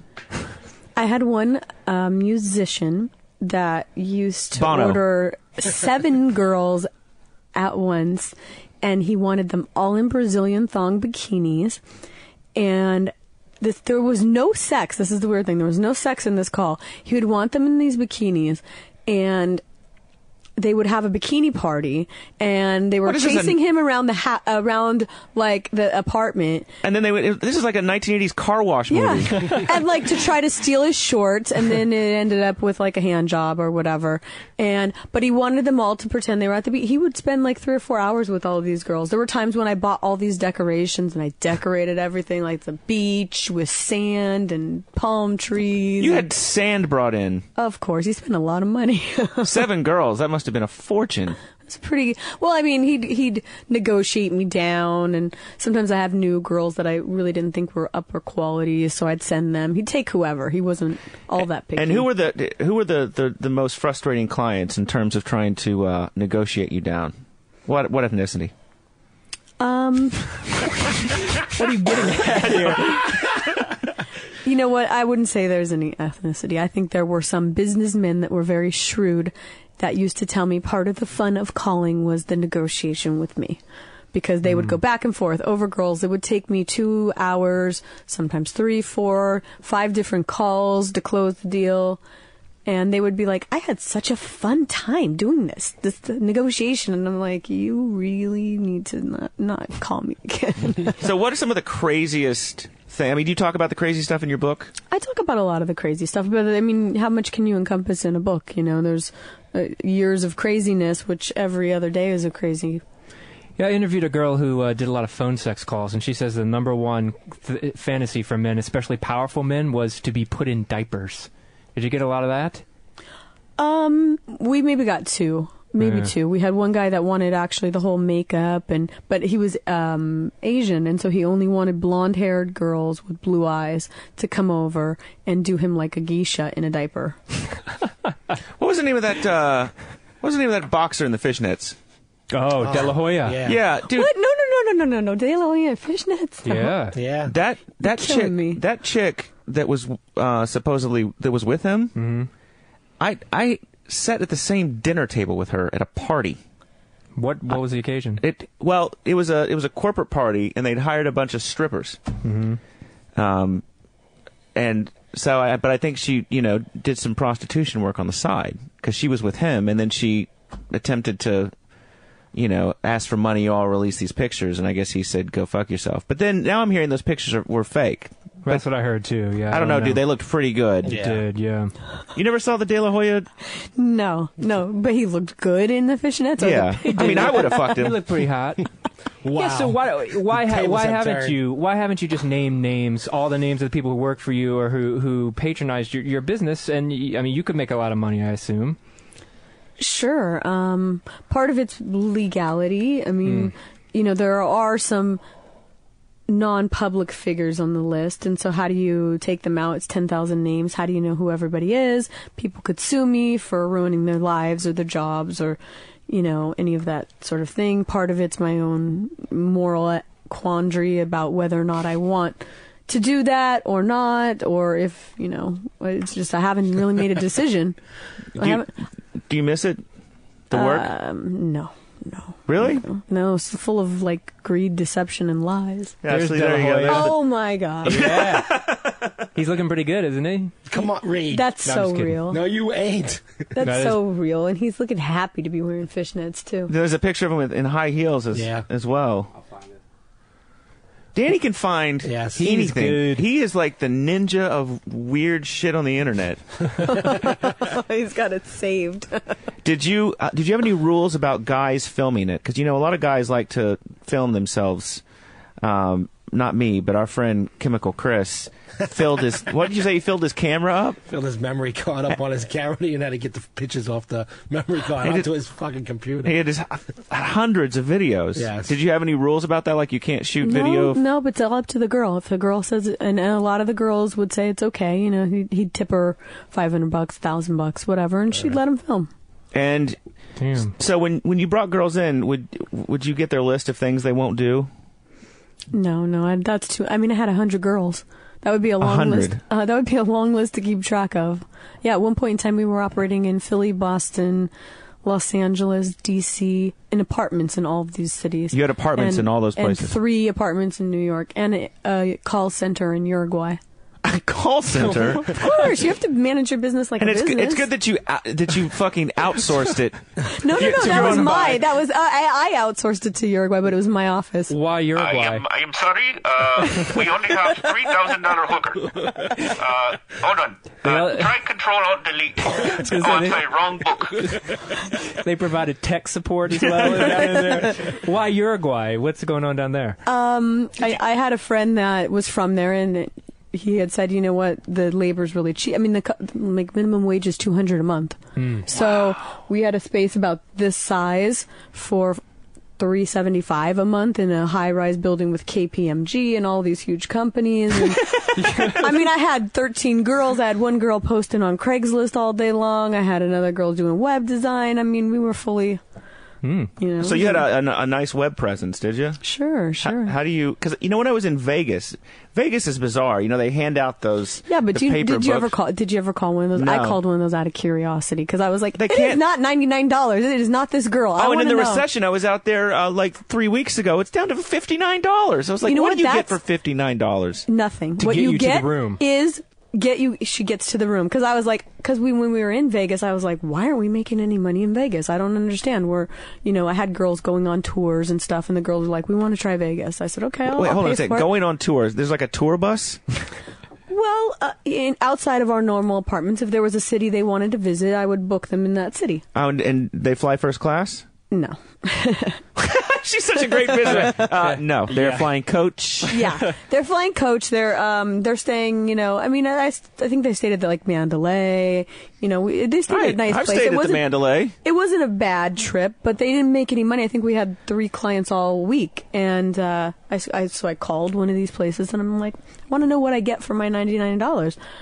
And they said, you just get the girl to, because I was posing as somebody that wanted to work. And so I was like, I'm kind of interested. And she said, oh, you know what? That's just our fee. That fee goes to us. And then when you get there, anything they want to do with you after that point in time is up to you. And they have to pay you to stay. Like, you don't even have to stay. That's just like, hi, I walk in the door, give me my $100. Okay, well, so you don't have any more money? Okay, gotta go. So you just got hustled. But it's like, prostitution is illegal inside the city limits. So I think that's their way of getting around. But it's such horseshit. There are prostitutes everywhere in that town. Sure. It's just like, oh, it's illegal. But they've got buffets the size of fucking Idaho. Speaking of Idaho, Scott, you're on the Lazlow Show with Kristin Davis. Yeah, I just want to know how you actually got to where you were with famous people. Like famous Johns. How did you meet the famous Part of Johns? it was in the beginning. I went and networked myself. So I hit all the hot spots in New York, gave out cards, talked to them myself. I went with a handful of models. So, people wanted to talk to us. Part of it was networking, and part of it then became word of mouth. Wow. So what about Ashley? The Oh, I'm obsessed with her. Lazlow loves her. Why? I don't know why. She's just something about her. She's just cute. I just thought she was, in terms of the range of girls that I had, she was a little bit better than the average. No, she's very middle of the road, but I don't know. It's something about her with the peace sign up. I just. But can I ask one thing about her? Because I remember when all this broke, that one of the things that somebody said about her was that she had the, quote, the nicest pussy in New York. What does that mean? I don't know. I don't know. I have no idea. That's what it said in the news article. I think that was just somebody saying something that might not have been true, because I wouldn't have agreed with that. Really? So you'd seen it? No. Not to say that I've seen it, but from responses, Wow. Whoa! So you get feedback from your customers on particular girls?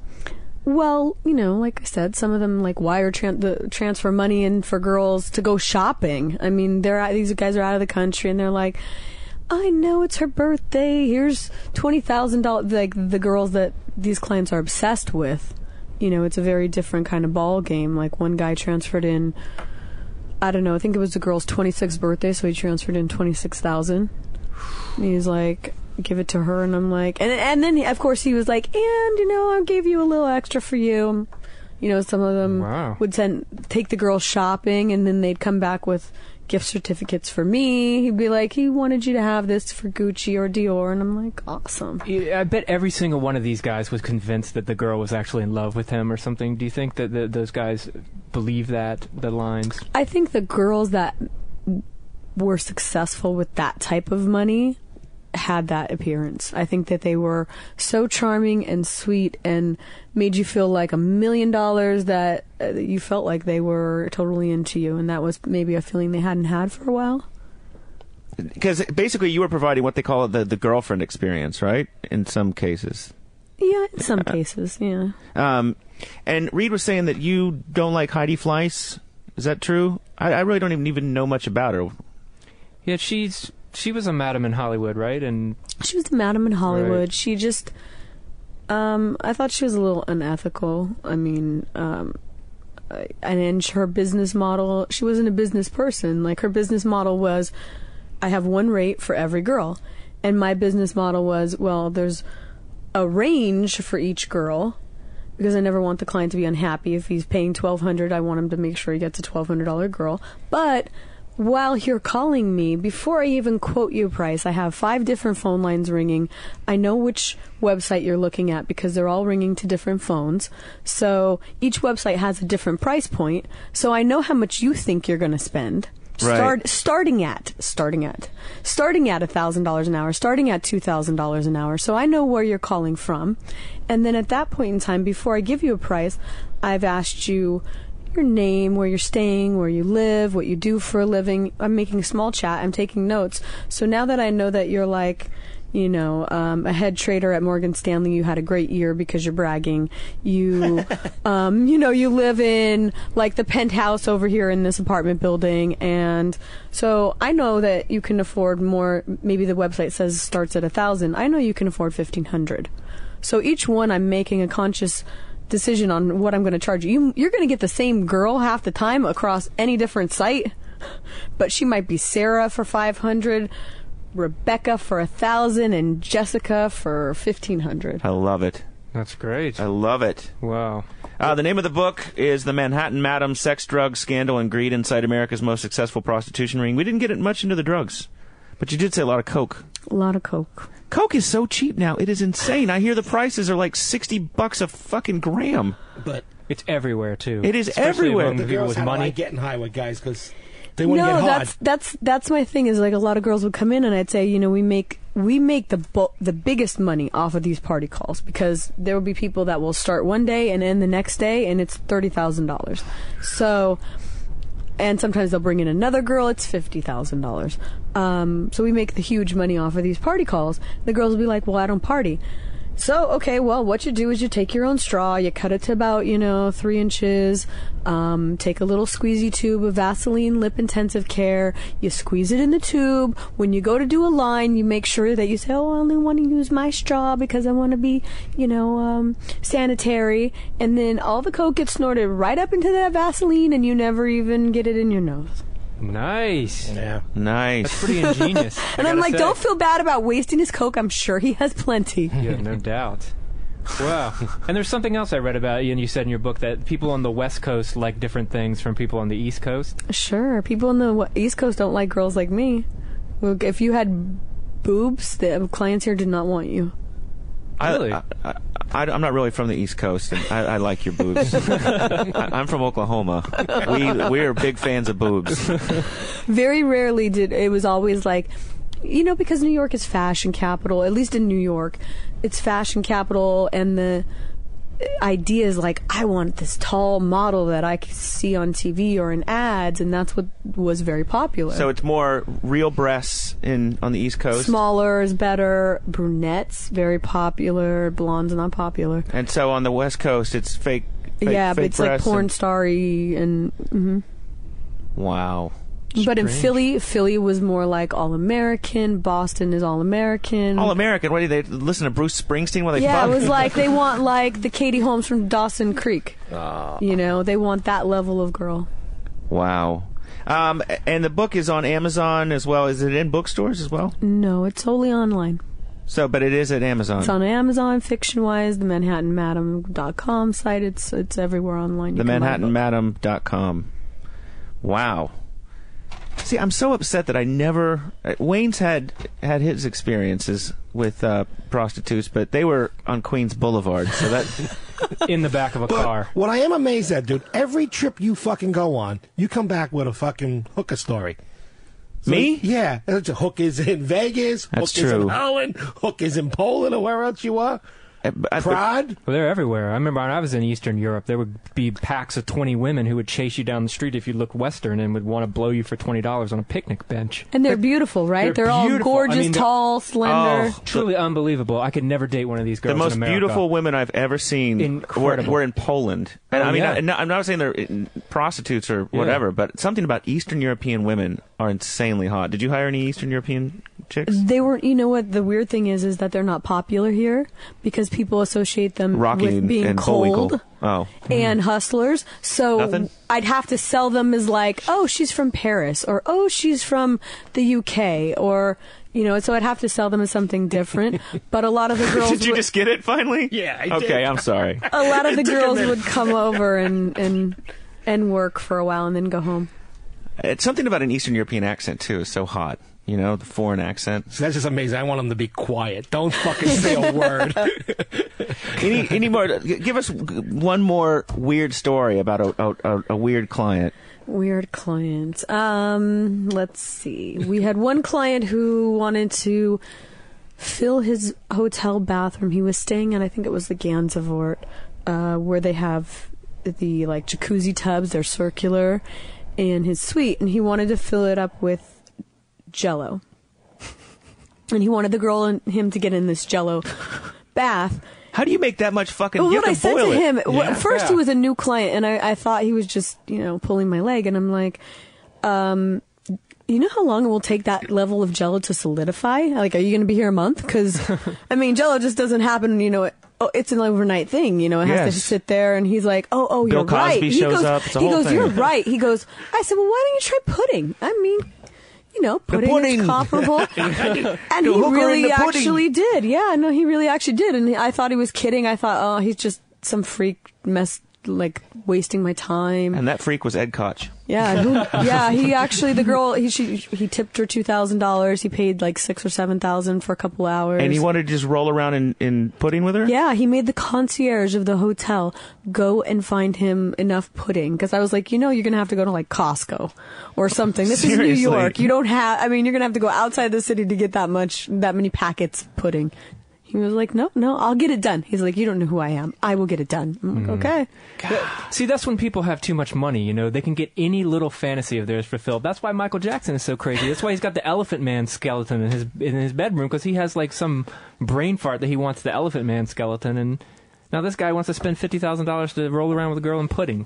Right? I was like, don't they have videos on that online? Can't you just watch that? Right. See, I'm happy to take your money. I would be afraid that, and I could afford a high-class prostitute. No, you couldn't. Yeah, you're right. But let's say $4,000 I spend. I'm afraid that I would come in 10 seconds and then just look at the girl and be like, that's it. That's all I got. Yeah, talk about buyer's remorse, man. As soon as that's done, you're like, oh, fuck. With Viagra today, do the girls know when a guy's on Viagra because he can hold out a long time? Or is it just that he's hard the whole time? No, I don't think they know, but a lot of times, I don't think that, you get this girl a Victoria's Secret model that comes in. The first thing that they do is not to just jump in to have sex with her because they're kind of overwhelmed. They're like, holy shit, you know what I mean? So the first hour, it's almost like a date, he's giving her liquor, he's, he doesn't have to, obviously, it is what it is, but he's a little overwhelmed because this is not someone that he would ever have had the opportunity to spend time with.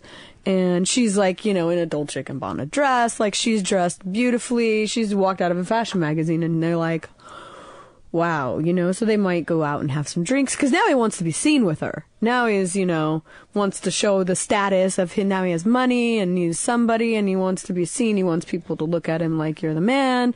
So then they come back to the room and yeah, it lasts 4 minutes, but he's still gotten his time worth. Wow. Did you pay $4,000 for that? Sure. I think I would too, yeah. But dude, I am so cheap. I'm driving a 98 Honda Civic with no air conditioning. You can't pick up a Victoria's Secret model in your 98 Honda Civic, dude. She would just roll out. Does a lot of dog hair in the car bother you? Because grasshopper... And when you roll the windows down, sometimes the dog hair flies around. It's See, I would beg so long I'd ask him to throw me one for free. Oh man! Were the girls that ever wanted to just go give freebies, like they liked the guy so much, or anyone that sort of fell in love with the guy? Of course, because these guys, they understand how to manipulate a little bit, so they would promise them things. The girls would come back and say, oh, he said he's going to take me on vacation next week, and he said he's going to do this, he's going to take me shopping next week. And that happened about 10% of the time, only with a handful of the top girls. And so they would come back, and I'd be like, yeah, okay. Mm-hmm. Then the next week, they would be like, has he called? Can you call him? Has he called? So he was full of shit. Yeah, and I knew he was full of shit, but, they actually got attached. And they thought he was really going to come. Oh, he was so nice. Like, I would date him and blah, blah, blah. And I'm like, I gotta become a millionaire. Seriously. This sounds like a great life. Could have anything. Did anyone ever fall in love with Elliot Spitzer? No. How many different girls did you send to him? A lot of different ones? At least 30. 30? God. Dude, he must have spent a fortune. He's the Mac. He is the Mac. Yeah. He's our sexiest governor so far, I'd say. What about our governor now? Yeah, no, he's not on the list. That blind motherfucker. You can send any bitch over there. Yeah, exactly. Right. He's in the guy over there. You can send Fred Armisen in there. He has his own sexual, issues that came out right after that. Like, you got to give him props because day one he was like, by the way, I've had a few issues. Yeah. I've been playing a little grab ass, pretending to be blind. That's true. Even that dude has had an affair, and look at him. I know. What are we doing? I know. Well, we're going to get to some girls of the Lazlow Show. We've had some women sent in some pictures, one of which is holding a whip. Kristin Davis, the Manhattan Madam sex, drug scandal, and greed inside America's most successful prostitution ring. Reed checked out the book and really liked it. It's at Amazon.com or themanhattanmadam.com. That's correct. Thank you so much for coming on the show. Yes, thank you. Thank you for having me. And you must stay around so we can get pictures of you. I mean, with us. Lazlow Show, the website, lazlow.com. If you ever want to download another episode, or this episode will be posted in like a day or so. We'll do a quick break and be back right after this.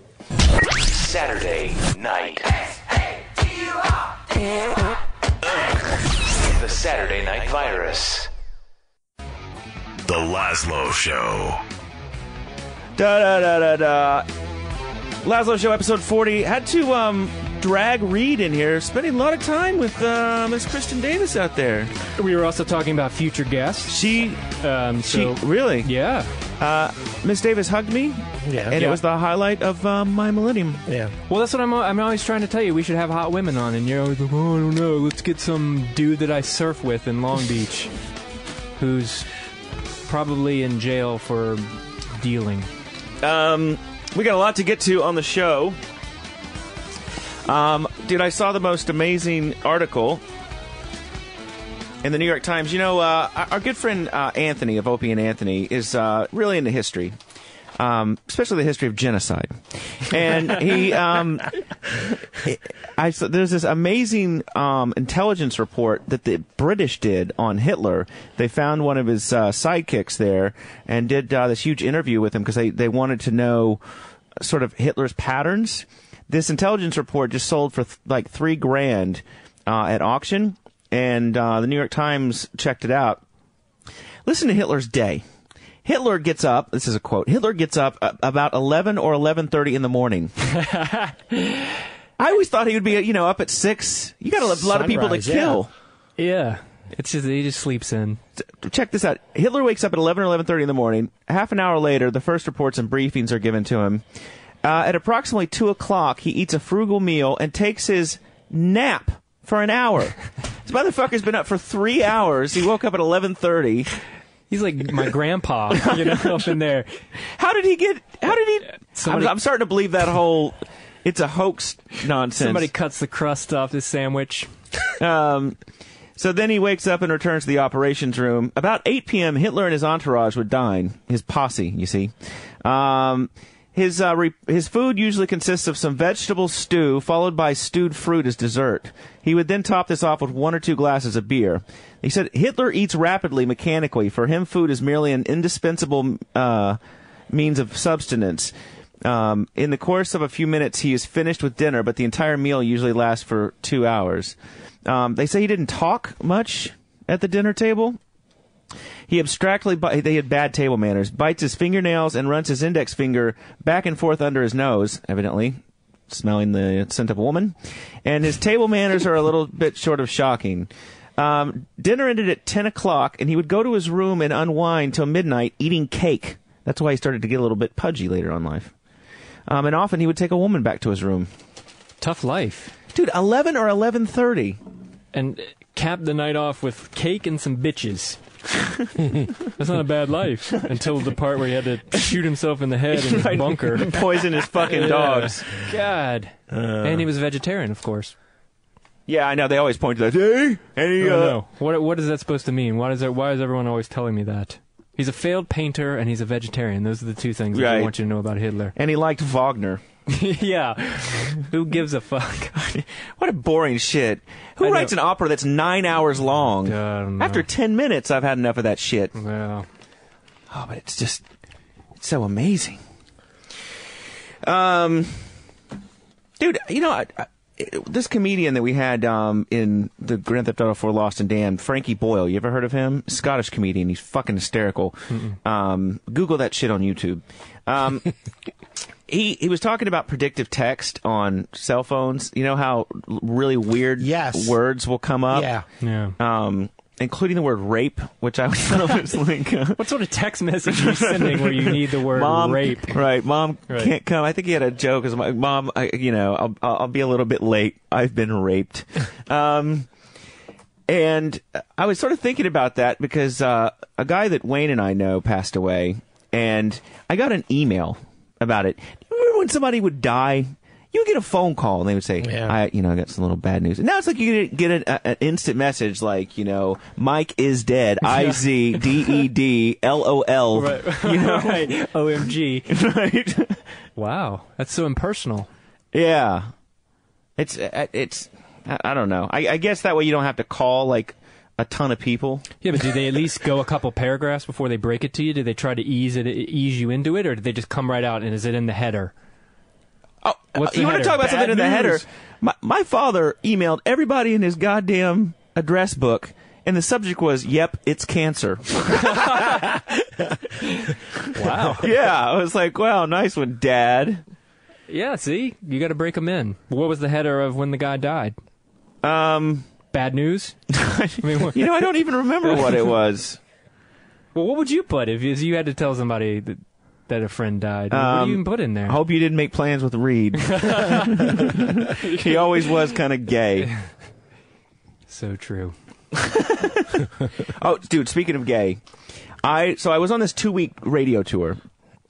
And I have lost faith in America's ability to pick good books. Like, if you look at the New York Times bestseller list, besides the sort of, books by Dennis Leary or Colin Quinn or Jim Norton, like, there are so many books on the top 10 list that are just garbage. Mm-hmm. And, I was sort of out of reading material, and I stopped at an airport bookstore, and I was reading the back of this one book that's, it's supposed to be really popular. And it said, supernatural stuff, and I was like, all right, cool, man, I can get into that. So I'm reading it, and I'm like halfway through it, and I'm like, I've noticed there's no profanity in it. This is kind of weird. And it's being told from the girl in the story's perspective. And as I'm turning the pages, I'm like, I think this is a book for teen girls. It was written by Judy Blume. Did you notice that? Dude. And then the stewardess, the flight attendant says to me, it's like, oh, that's really good, and I don't really see a lot of guys reading that. And I'm like, and it was just, and I was like, I thought it was going to be a vampire story. Oh, was it one of the Twilight books? Dude! You read one of the Twilight books? Dude, I grew a vagina reading this fucking thing. It was, and I was like, and I was, at one point I was like, I'm putting it down. It's garbage, because it's all about girl feelings and shit I don't care about, which is why my relationships go so well. And So,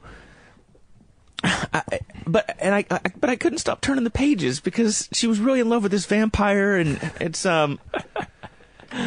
It was, wow. Yeah. All right, we're going to have to put a moratorium on you calling me gay for about 2 shows right now after you admit that. Did you finish the whole book or not? No, I'm right at the end because I sort of, oh, Jesus. I'm scared to find out what happens. See, dude, that is why you cannot check out a pop culture. You don't see any movies. You don't read anything. That's why you would know that shit is for girls, man. It's Twilight. You do know there was a movie that came out last summer, don't you? No, he never admitted to putting the book down. I almost finished it. It's on my I'm at the end. I'm going to finish voice. It. Huh? What is up with his voice? What's up with your voice? Yeah, what's up? I feel a little hoarse. Jesus, I feel like I'm coming sick. I got to tell you the truth. Wow. Oh my God! Don't shit yourself. It's these mics, man. You know how much germs are in them? So we had this contest called Who Wants to Date Reed, and we got some really amazing pictures sent in, including this woman who looks to be about 600 pounds sitting on a bench, and her gut is hanging out of the bottom of her dress. Jesus. Oh, my Lord. I had to take the door off my apartment to get her in there. This lovely girl named Kim is super awesome. She's from Australia, and she's that over here. She's holding a whip. Ooh. She just puts it right out there, doesn't she? Yes. She's a chef as well. And then we have this nice girl, Allison Aniska, who is wearing a derby hat. All girls want to date Reed. But then we got an email from what I could not believe was a girl that was legitimately nice looking. No, these girls are all nice looking. I'm not going to, trash them. But I couldn't believe that she'd actually sent a picture in to Reed. I was like, This is the one. No. So... She's a model, and they're a big fan of the show. You see her on the screen up here. Wow. She's cute. She's very Agnes Dane. And she's on the phone calling from somewhere over in Europe. Her name is Rhiannon Guest, supermodel Rhiannon. Hello. So you have a little bit of a crush on the Reedster? Of course. I mean, we could go riding on scooters together. I've just bought a scooter, Reed. Fuck yeah. Where are you from? I like your accent. Pardon? Where are you from? I like your accent already. I'm from the UK. What part of the UK? A really shitty place called Stoke-on-Trent. Okay. So, Stoke Newington, you said? Don't pretend like you know. I know it. I have a friend that lives in Stoke Newington, if that's what she said. No, she said Stoke-on-Trent. Yeah, it's Stoke-on-Trent. So, I think the synchronicity is here. I think it's there. But also, she's she's got professional photographer friends. I've taken pictures of her with the lovely Lazlow Show box set. I saw that. If you go on Lazlow.com, as well as showing off some of the fine Lazlow Show gear. So we do want to. Yeah, we had so much fun doing that shoot.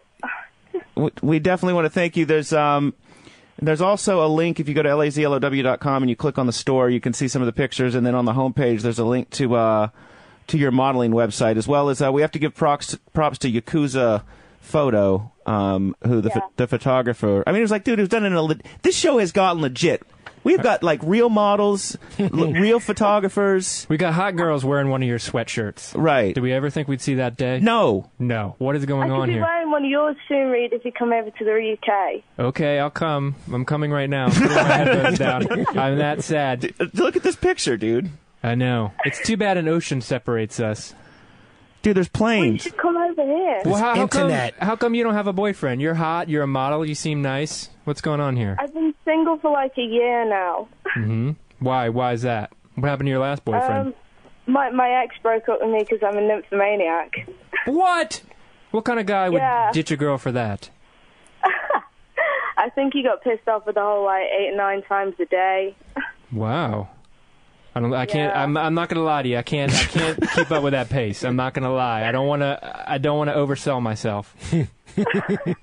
It's gonna be a half time a day, maybe, and an hour later it will do the other half. Yeah, that's fine. Okay, great. Come over here. Great. And what kind of scooter do you have? That's important. I've got a Aprilia Shinneray scooter with a Honda engine in. Wow. She also works at a motorcycle shop. Sounds like a gearhead. She sent me this whole email of her qualifications to date you. Yeah. I'm sold. All right. I could get you cheap parts for your scooter and everything. Oh, that's amazing. Wow. Okay. Yeah. You're clearly too good for me. But Oh no!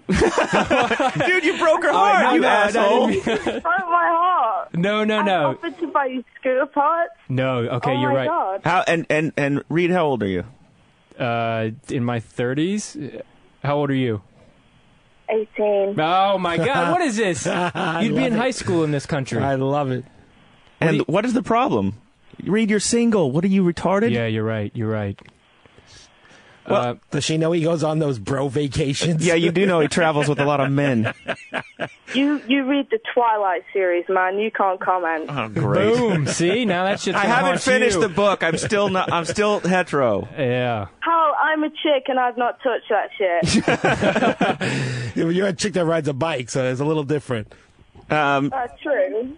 So to check out some of the pics from the Lazlow Show photo shoot, go to lazlow.com. Rhiannon, thanks so much for calling in. Thank you very much, sweetheart. Cheers. See you guys soon. Bye. Thank you. Look at you, man. What the Reed's hell? best offer yet. That girl is way too hot for me. Look at these pictures. I know. She's 18, she's a model, she's British, and she works on bikes. And she's a nymphomaniac. Every guy's fucking dream. Correct. What the hell? What does she see in me? We sit here in the studio, dude, I drink I don't know tea what and eat any of these cookies. girls... The one with the fedora looks nice. Yeah. They all look nice. Allison and Niska. I'd throw her a bang. Dude, I'd throw all of them a bang. Not this one. Yeah. No. That one That's was a joke. The one in that one's a joke picture. No. But, I mean, the rest of them are... It's something about the Australian chick. Yeah, she's I like cute it too. Dude, any girl that sends a picture of her with a whip and a corset, She's letting you know right up front. You Here's know some what shit. you are in for, Yeah, fool. exactly. Since we're going on a British trip, did you send me this UK documentary? Yeah. Oh, my God. So, we often talk about religion on this show, and you always think of, okay, there's the Bible Belt, but you don't think that there's sort of like crazy religious, keep your kids at home, the world is evil folks over in England.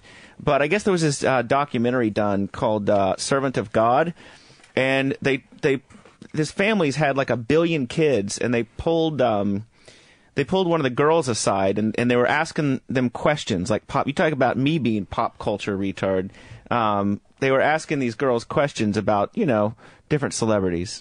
My name is Deborah Draper. I'm 13 years old. Tell me about your life. So do you have TV in your room? Do you have a mobile phone? Do you watch X Factor? Do you go shopping in Topshop? No. So do you ever watch reality TV shows or anything like that? What's a reality TV show? What's a reality TV show? What's a reality TV show? Do you know who she is? Britney. What's the surname? Spears. No. Who is she? Do you know who she is? No. Dude, you have to go to the far corners of the earth to find somebody that doesn't know who fucking Britney Spears is. So, and then of course this interviewer is asking her questions in the bit where the girl turns it around on her and starts asking what a sinner she is. You ever lied? Would you consider yourself to be a good person? Have you ever told a lie? Yep. Have you ever stolen anything? Yep. Have you ever used God's name in vain? Yep. Dude, I'm yep on all of these as well so far. I gotta tell you, just on this show alone, we're all yes. I know we've done all these things in the last hour. Yeah. Have you ever used God's name in vain? Yep. Have you ever coveted anything?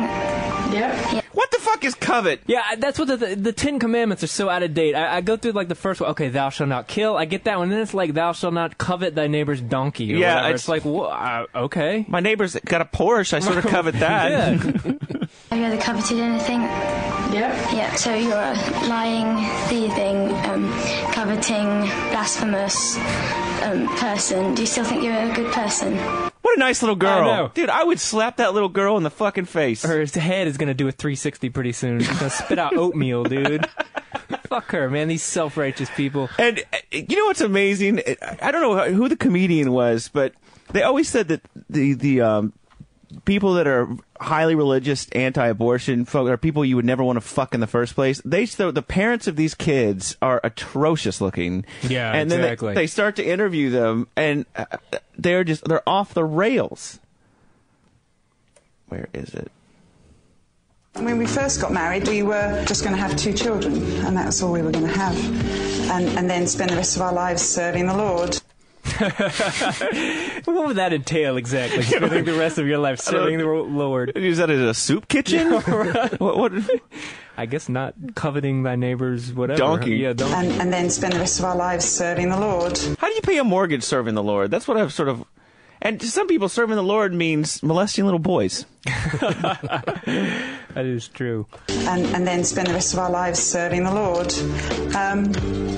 And we then decided, because lots of different reasons, that we would allow the Lord to open and close the womb. We would let the Lord open and close the womb. So... how does that work? Does the guy go to her and say, hey, has Jesus opened your fucking womb tonight? I'm feeling a bit randy. Let God open and close. Here's the deal. A woman will have a baby every fucking 9 months. Yes. Her body is set up to do that until she starts having hot flashes and throws your ass out of the house. Exactly.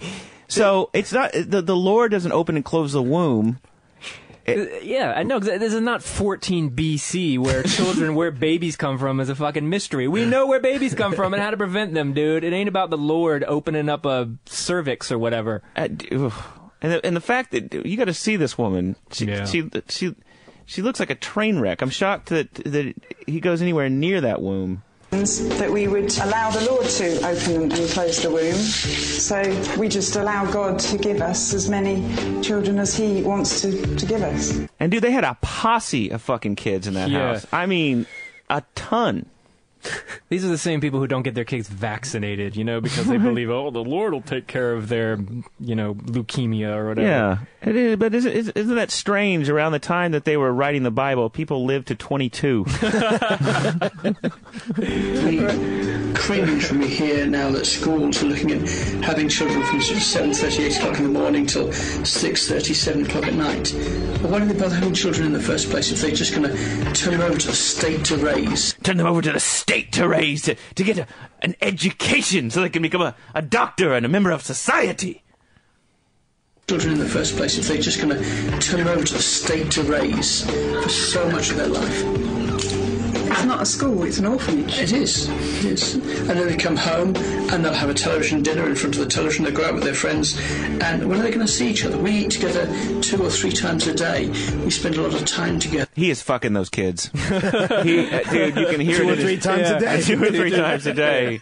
He doesn't want them anywhere near the state because they'll pull in the teachers aside and goes, Daddy licks my funny spot. 2 or 3 times a day. We spend a lot of time together. We're not completely cut off from the world. We have computers, there are children on the internet. We believe we can trust them to be on the internet in their bedrooms without fear of what they're getting up to.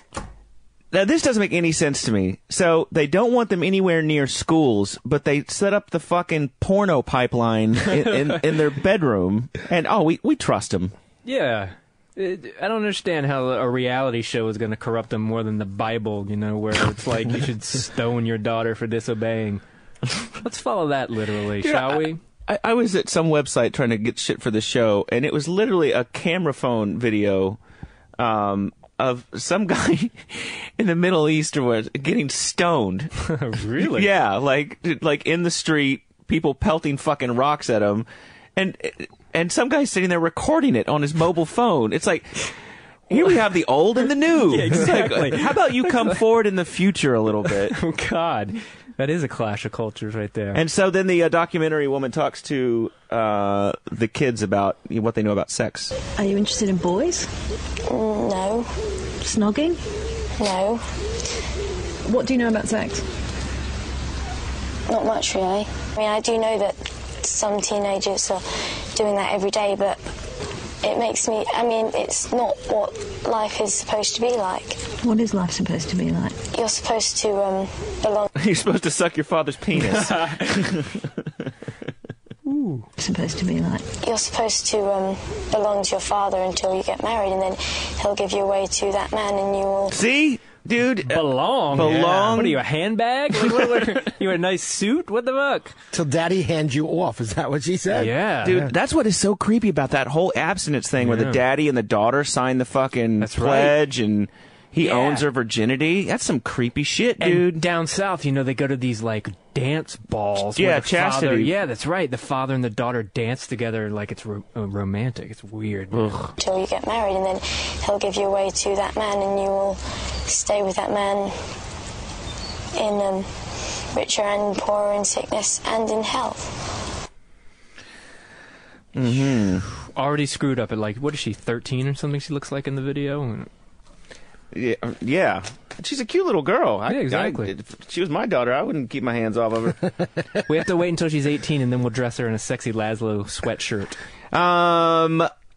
Our producer off-site, Micah Stroud, friend of mine, who got offended at my statements about him last time, saying he's crazy because he's building machine guns and crashing Corvettes. But we grew up together in Oklahoma, and he sends in some amazing links every now and then. Another teacher sex scandal, Reed. These happen at least once a month now, where some teacher can't keep their fucking hands off a kid. But this, of course, is in Utah, the most bass-ackwards fucking joint ever. Salt Lake Tribune, stunned by the alleged rape of a student by two of his teachers. I love how they call it rape. Dude, a 13-year-old boy, that is not rape. That is him going, I'm getting some ass. It's amazing that these kids open up their mouth. When you were 13 years old, you were banging a teacher. Tell me who you would tell. No one. That's true. Bountiful Junior High School, it's called. Principal Brent Stevens spent most of Monday pacifying teachers and parents. Listen to this, kid. On Friday, the Davis County Attorney's Office filed first-degree felony charges of rape and sodomy on a child against Linda Neff, 46, and Valney Bowers, 39. Two teachers fucking the same kid. They are cougaring their ass off, man. Wow, man. Divorcees, no doubt. Court documents allege Neff, a Utah studies teacher and cheerleading advisor, had oral sex and intercourse with a 13-year-old male student between December 2007 and February 2008. Bowers, which is the other woman, teaches math, allegedly confessed to having oral sex and intercourse with the same student, who's now 14, between January 2009 and February 2009. Police said the two teachers did not know about each other's relationship with the boy. This dude was fucking two teachers in the same... Dude's got the moves. He is the man. None of the sex acts are alleged to have happened at the school, but took place in homes, parking lots, and public parks. One of the teachers is married. The other is divorced. Jesus. Oh, God. So how is that rape exactly? You know, if because it's Utah, because somebody read a fucking book out of a hat. And now they can't drink Coca-Cola, and the fucking Osmond, Donnie and Marie are protesting Proposition 8. The whole place is fucked. I would have liked to see pictures of those two. How can these people, dude? How can the people in the Mormon Church preach about what marriage should be? In order for Utah to become a state, we had to get you motherfuckers to agree to stop having 18 wives. Right. And you're going to talk to us about the sanctity of marriage? Right. I think they only let black people into the church in, like, the 70s. Is that right? Yeah, like, the late 70s? Joe from Michigan, you're on the Lazlow Show. Hey, Lazlow, how's it going? Hey, it's good. Feel like $1 million. Yeah, I actually have. I dated two Mormons in my lifetime. They take it in the ass? Huh? Do they take it in the ass?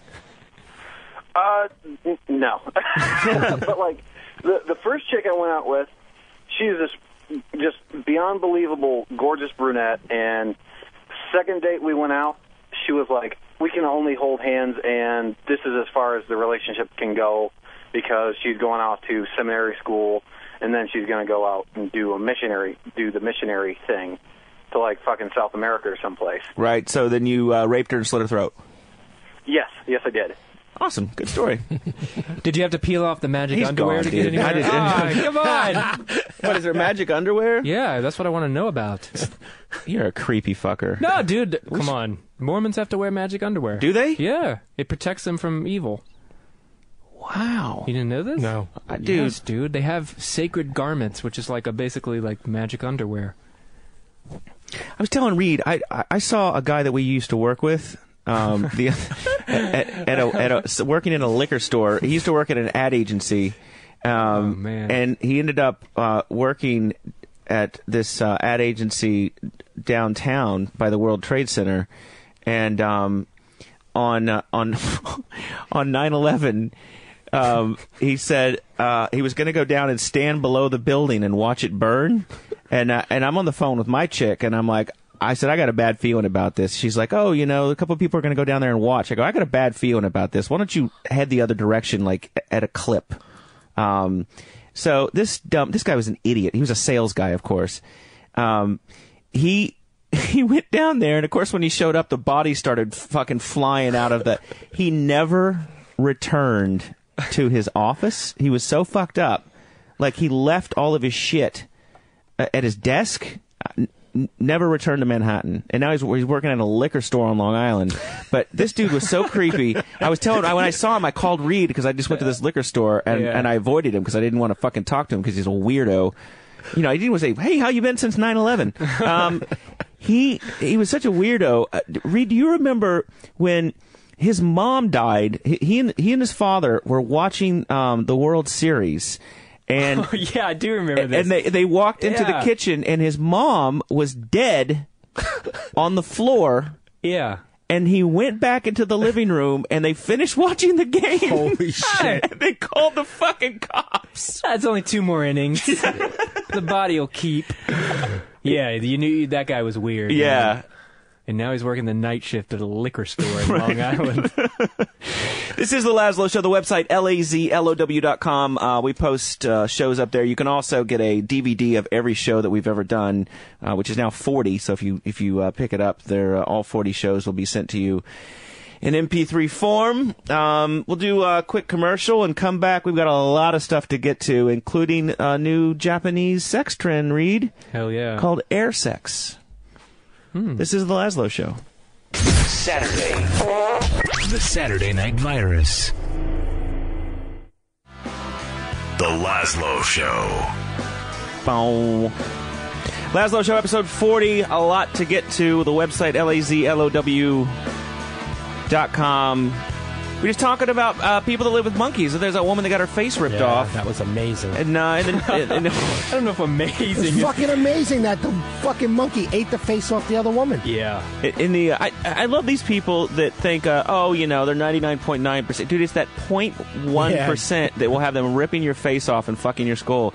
This one guy in upstate New York has got a 7-year-old baboon named Higgins who spends a good part of most evenings watching HDTV in his heated monkey house. And while watching TV, he holds hands with the guy that he lives with.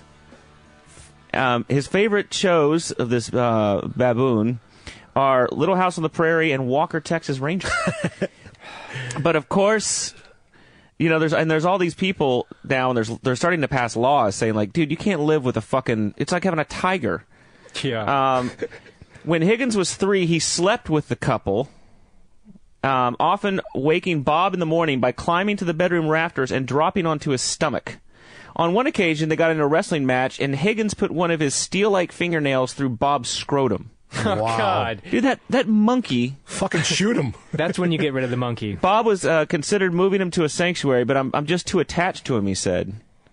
Did you guys see any of the pictures that were in the papers of that woman with the monkey? And she showed personal ones, like them in a bed together. That monkey went down on her. I don't fucking care what you say. 866-WOW-1-WOW. Call into the show. 866-969-1969. Taking a little cue from the Bubba Boys. We got a little thing. We had a good time with that guest instructional video last time. Guess what's going on here?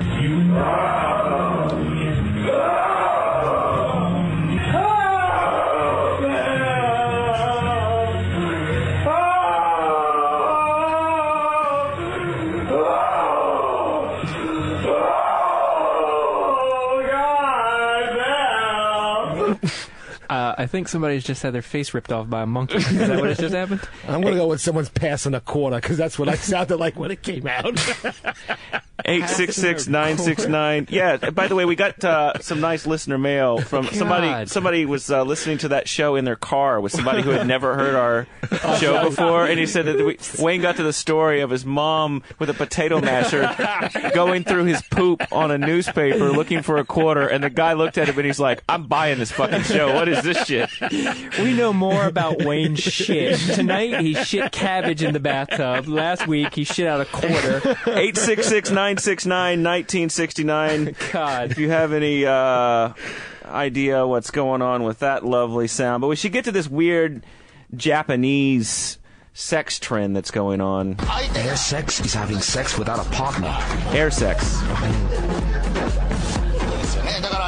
It's the sex version of air guitar. You act as if the man or woman is actually there.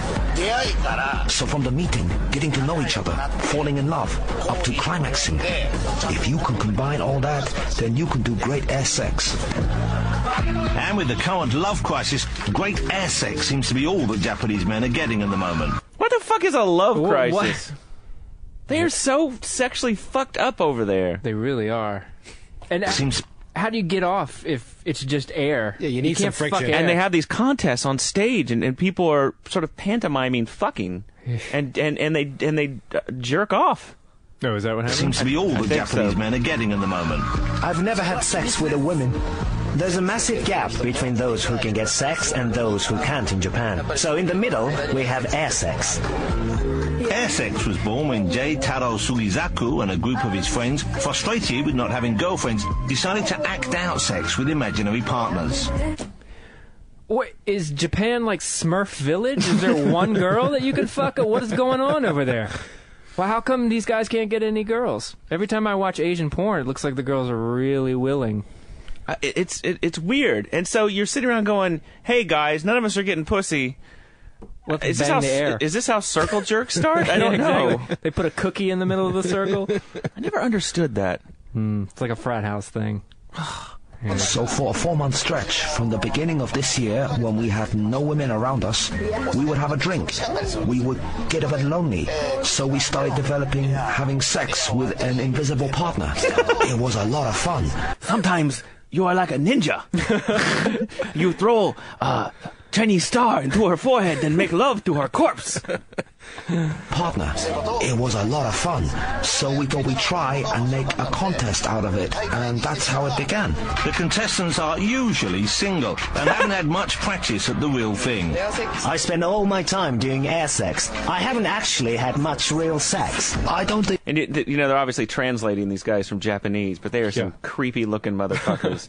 Doing air sex. I haven't actually had much real sex. I don't think it'll become an alternative to real sex. This is because we need to reproduce. No, you don't. You've done quite well.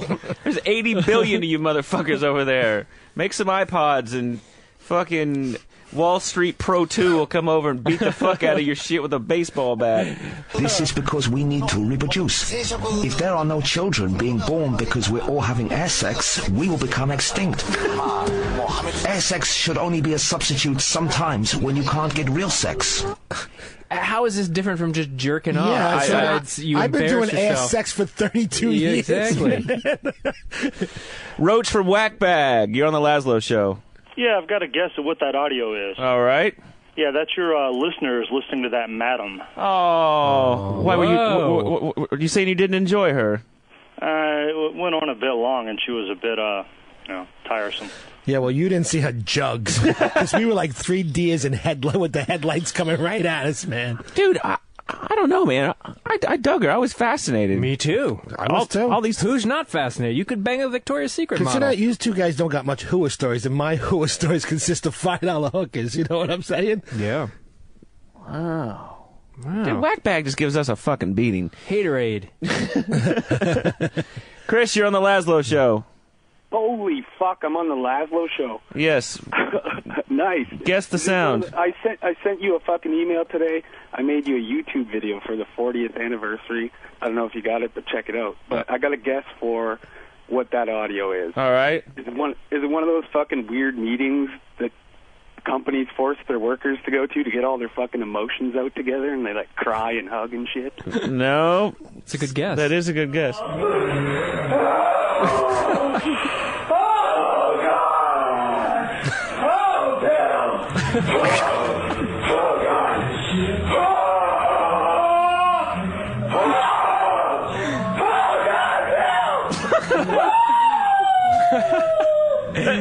That last scream sounds like East Side Dave. Listen, I think it's East Side Dave. Does sound like him. Jim in New York, you're on the Lazlow Show. Hey, what's up, Lazlow? I know what that is. What? It's a retard chick, and she's got to have Down syndrome or something, because she's getting railed by some low-life hillbilly redneck, and she's just loving it and screaming his name. It's the most disturbing video you've ever seen in your life. You are correct. It's retards fucking. Wow. No. Absolutely. Thank you very much. Hey, did you like the Madam interview? I thought it was good. I mean, I thought it was a really good interview. I would have liked to get some names from it. I know. Yeah, Roach from Whackbag. Death threats. Exactly. All right. That was a quick contest. Well, I wanted that to go from 9:30 on. Where did you find that? And I got to hear a little People more of email that. shit. You should see. No. You pull up something like that. That's your personal preference, my friend. So there's a market for porn between retards, basically. There are now websites that it's I forgot. Somebody sent me a link to it, but it's like people post their own fetish videos. Yeah, this chick had like a milking machine hooked up to her and a cow head. Yep. It was. There's actually a website. You type in what you want, and they search it and find it for you. That's called Google. No. Well, it is. It's a porno search site, though. Somebody's been spending too much time at home unemployed. Dude, I had to actually call it a certain amount of hours every day, or else I'll sit there from 8 to 8. Wow. Dude, have you noticed that flight attendants, I can't get, this has been, I'm obsessed with this. Flight attendants used to be the hottest shit in the world, and now they are cranky old bitches. Yeah, they have not turned over that population in 30 years. It seems like when they were hot back in the 60s, they're still working on the planes now, and they're like... I was on this flight from Chicago to London, and, you put your stuff in the overhead compartment. The woman comes by to me, and she's like, you need to close the overhead compartment. Like, really nasty. Like, you want me to serve the fucking drinks too? Bitch! Close the fucking overhead compartment. Jesus. Yeah, I thought that was their job. When they get ready to take off, they walk down the aisle. Usually make sure you get your seatbelt on and close those She was miserable. But I flew Virgin America, dude. They're looking good. They are. I've flown that too. I flew them to London as well last year. It's great, man. Great, dude. It was TV, movies, video games. Dude, I played Doom. Yeah. On that Doom. I know. On the fucking. I know. Entertainment system. I know. They're bringing you snacks. They're bringing you blankets. Ice cream. Yeah. I gotta say, there's one Asian airline though that has a reputation for having the hottest stewardesses. Do you know what I'm talking about? They even advertise. It's like Singapore Airlines or something. Do you know what I'm talking about? And they wear kimonos. Yes, and I took that to. You in the back? To Germany. Oh, okay. Not only they have beds in the back where they go sleep. They were the hottest. I had to go. I'm no lie. I had to go into the bathroom and relieve myself. Really? So you did it on a plane? Sure. Wow. You joined the. That's not quite the Mile High Club, but you've never masturbated in a plane bathroom, dude. I hate being on a plane. The bathroom is you getting banged around in there. I can't even really take a shit on a plane. You're a lot taller than me too. I gotta say, some of those bathrooms, like when I hit my fucking head. Yeah, dude, I hate it. I get cramped in there, man. I can't even poop in a bathroom on an airplane. No, that I can do. No, I'm sure you can. But I gotta say, when I get in, I'm not exactly thinking about hammering one out. No. Dude, it is insane to me in this recession. I went to go buy fucking concert tickets yesterday, and they're still charging like $150 for fucking concert tickets. Yeah. It's like, give me a fucking break. And when are we going to be done with this whole Ticketmaster fucking scam? Did you see they're making some alternatives finally to Ticketmaster? Ticketmaster is such bullshit, man. What the fuck is a convenience charge? Yeah, it is the biggest fucking racket. Such bullshit. Dude. Any other business online, it's like you're printing a barcode. Yeah. That's an extra fee for the barcode that you can print. It's like I can print my boarding pass that gets me onto an airplane. It's bull. They added $10 probably to every ticket. Even if it's a $30 ticket, they're going to add $10 just because they did it. It's bull, dude. Financial meltdown, and here in the United States, for our overseas listeners. By the way, we got an email from our very first Pakistani listener. Wow. Yeah, I was pretty surprised at that. And I offered him a free copy of the box set, as well as a signed commemorative NASCAR plate. Yes. Signed by Hannah Montana. He's going to get stoned, dude. You're going to get this kid stoned. What and if he would give up the location of Bin Laden. Because they all got to fucking know. They all got to fucking know. Yeah, exactly. I mean, you can't keep that shit secret over there. I see him at the tea shop in the town center. But we have in this country what I will call financial porn. And it is the financial news channels where a bunch of assholes stand on the trading floors and salivate at how fucking rich they can get. And there's message boards and there's, all these Mad Money shows. And this guy, Jim Cramer, who does this show where the camera's moving around all the time and he's yelling. And every fucking bit of advice he's given over the last couple of years has been bullshit. Yeah. And he went on Jon Stewart, and I mean, Jon Stewart is a smug liberal prick. Yeah. But he unleashed hell on this dude. Dude, loved it. It was. I have a few clips. I can only get to a couple, but he asked a very good question. Like, remember when the news and TV's job was to sort of police things like the government? Like, they don't care anymore. And so he went into him on that. They didn't catch Madoff. That's a shame. But when you talk about the regulators, why not the financial news network? That's the whole point of this. Okay. CNBC could be an incredibly powerful tool of illumination for people that believe that there are two markets. One that has been sold to us as long-term. Put your money in 401ks, put your money in pensions, and just leave it there. Don't worry about it. It's all doing fine. Then there's this other market, this real market that's occurring in the back room. It feels like we are capitalizing your adventure by our pension and our hard-earned, and that it is a game that you know is going on, but that you go on television as a financial network and pretend isn't happening. It's so true, dude. Those guys are not doing dick. They're just pumping up stocks and just it's ridiculous, dude. And it like you said, it's a game that they understand. Yeah. I don't fucking understand it. Dude, they send my shit over for my 401k and my head explodes. I'm like, what? And there's graphs and there's this and there's... Yeah. But Stewart really fucking let him have it. I understand you want to make finance entertaining, but it's not a fucking game. And I when I watch that, I can't tell you how angry that makes me. Because what it says to me is, you all know. You all know what's going on. You know, you can draw a straight line from those shenanigans to the stuff that was being pulled at Bear and at AIG and all this derivative market stuff that is this weird Wall Street side bet. But, John, don't you want guys like me who have been in it to show the shenanigans? What else can I do? I mean, last night's show... No. I want desperately for that. But I feel like that's not what we're getting. What we're getting is, listen, you knew what the banks were doing, and yet we're touting it for months and months. The entire network was. And so now to pretend that this was some sort of crazy, once-in-a-lifetime tsunami that nobody could have seen coming is disingenuous at best and criminal at worst. And none of these fucking guys are going to get in trouble, dude. No, I know. And what I really love is how they have somehow turned it to blame the poor people. Right? They're like, these people couldn't afford these loans.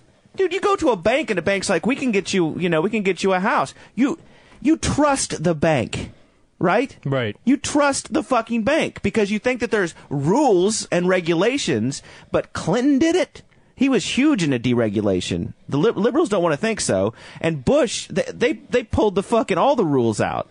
So, and this is what you fucking get. It's like you don't want any kind of regulation or any kind of rules. Just let the market fucking sort shit out. But you wouldn't do the same thing in raising a teenager. You wouldn't say like, hey, listen, I'm into free market. So then the kid comes back. He's got AIDS and a fucking baby on the way. And he's robbed a liquor store. Because you didn't fucking give the fool some rules. Tattoo of Calvin and Hobbes on his lower back. It's true, man. It sucks. It's people like us that get totally screwed over by all this too. I'm so sick of it, man. You get your financial statement every month. You lost like 50%. And I want the Republicans and the conservatives to please bring us some good people. You know what I mean? I miss the old good conservatives. But what they've got now, they're flailing, dude. They've got a 14-year-old kid. Well, the Republican Party may not have an identifiable leader right now, but it certainly has one waiting in the wings. Jonathan Crone. He is 14 years old. He's been 14 about 10 days now since his birthday. He is joining us from Atlanta, and Jonathan was one of the featured speakers at the recent CPAC convention. Yeah. Let's see if this kid can get us back on track. Tell me, kid who's going through puberty, what should we do about the Middle East? It's going to involve Pokemon cards, I think. Like, what the fuck? He got a standing ovation.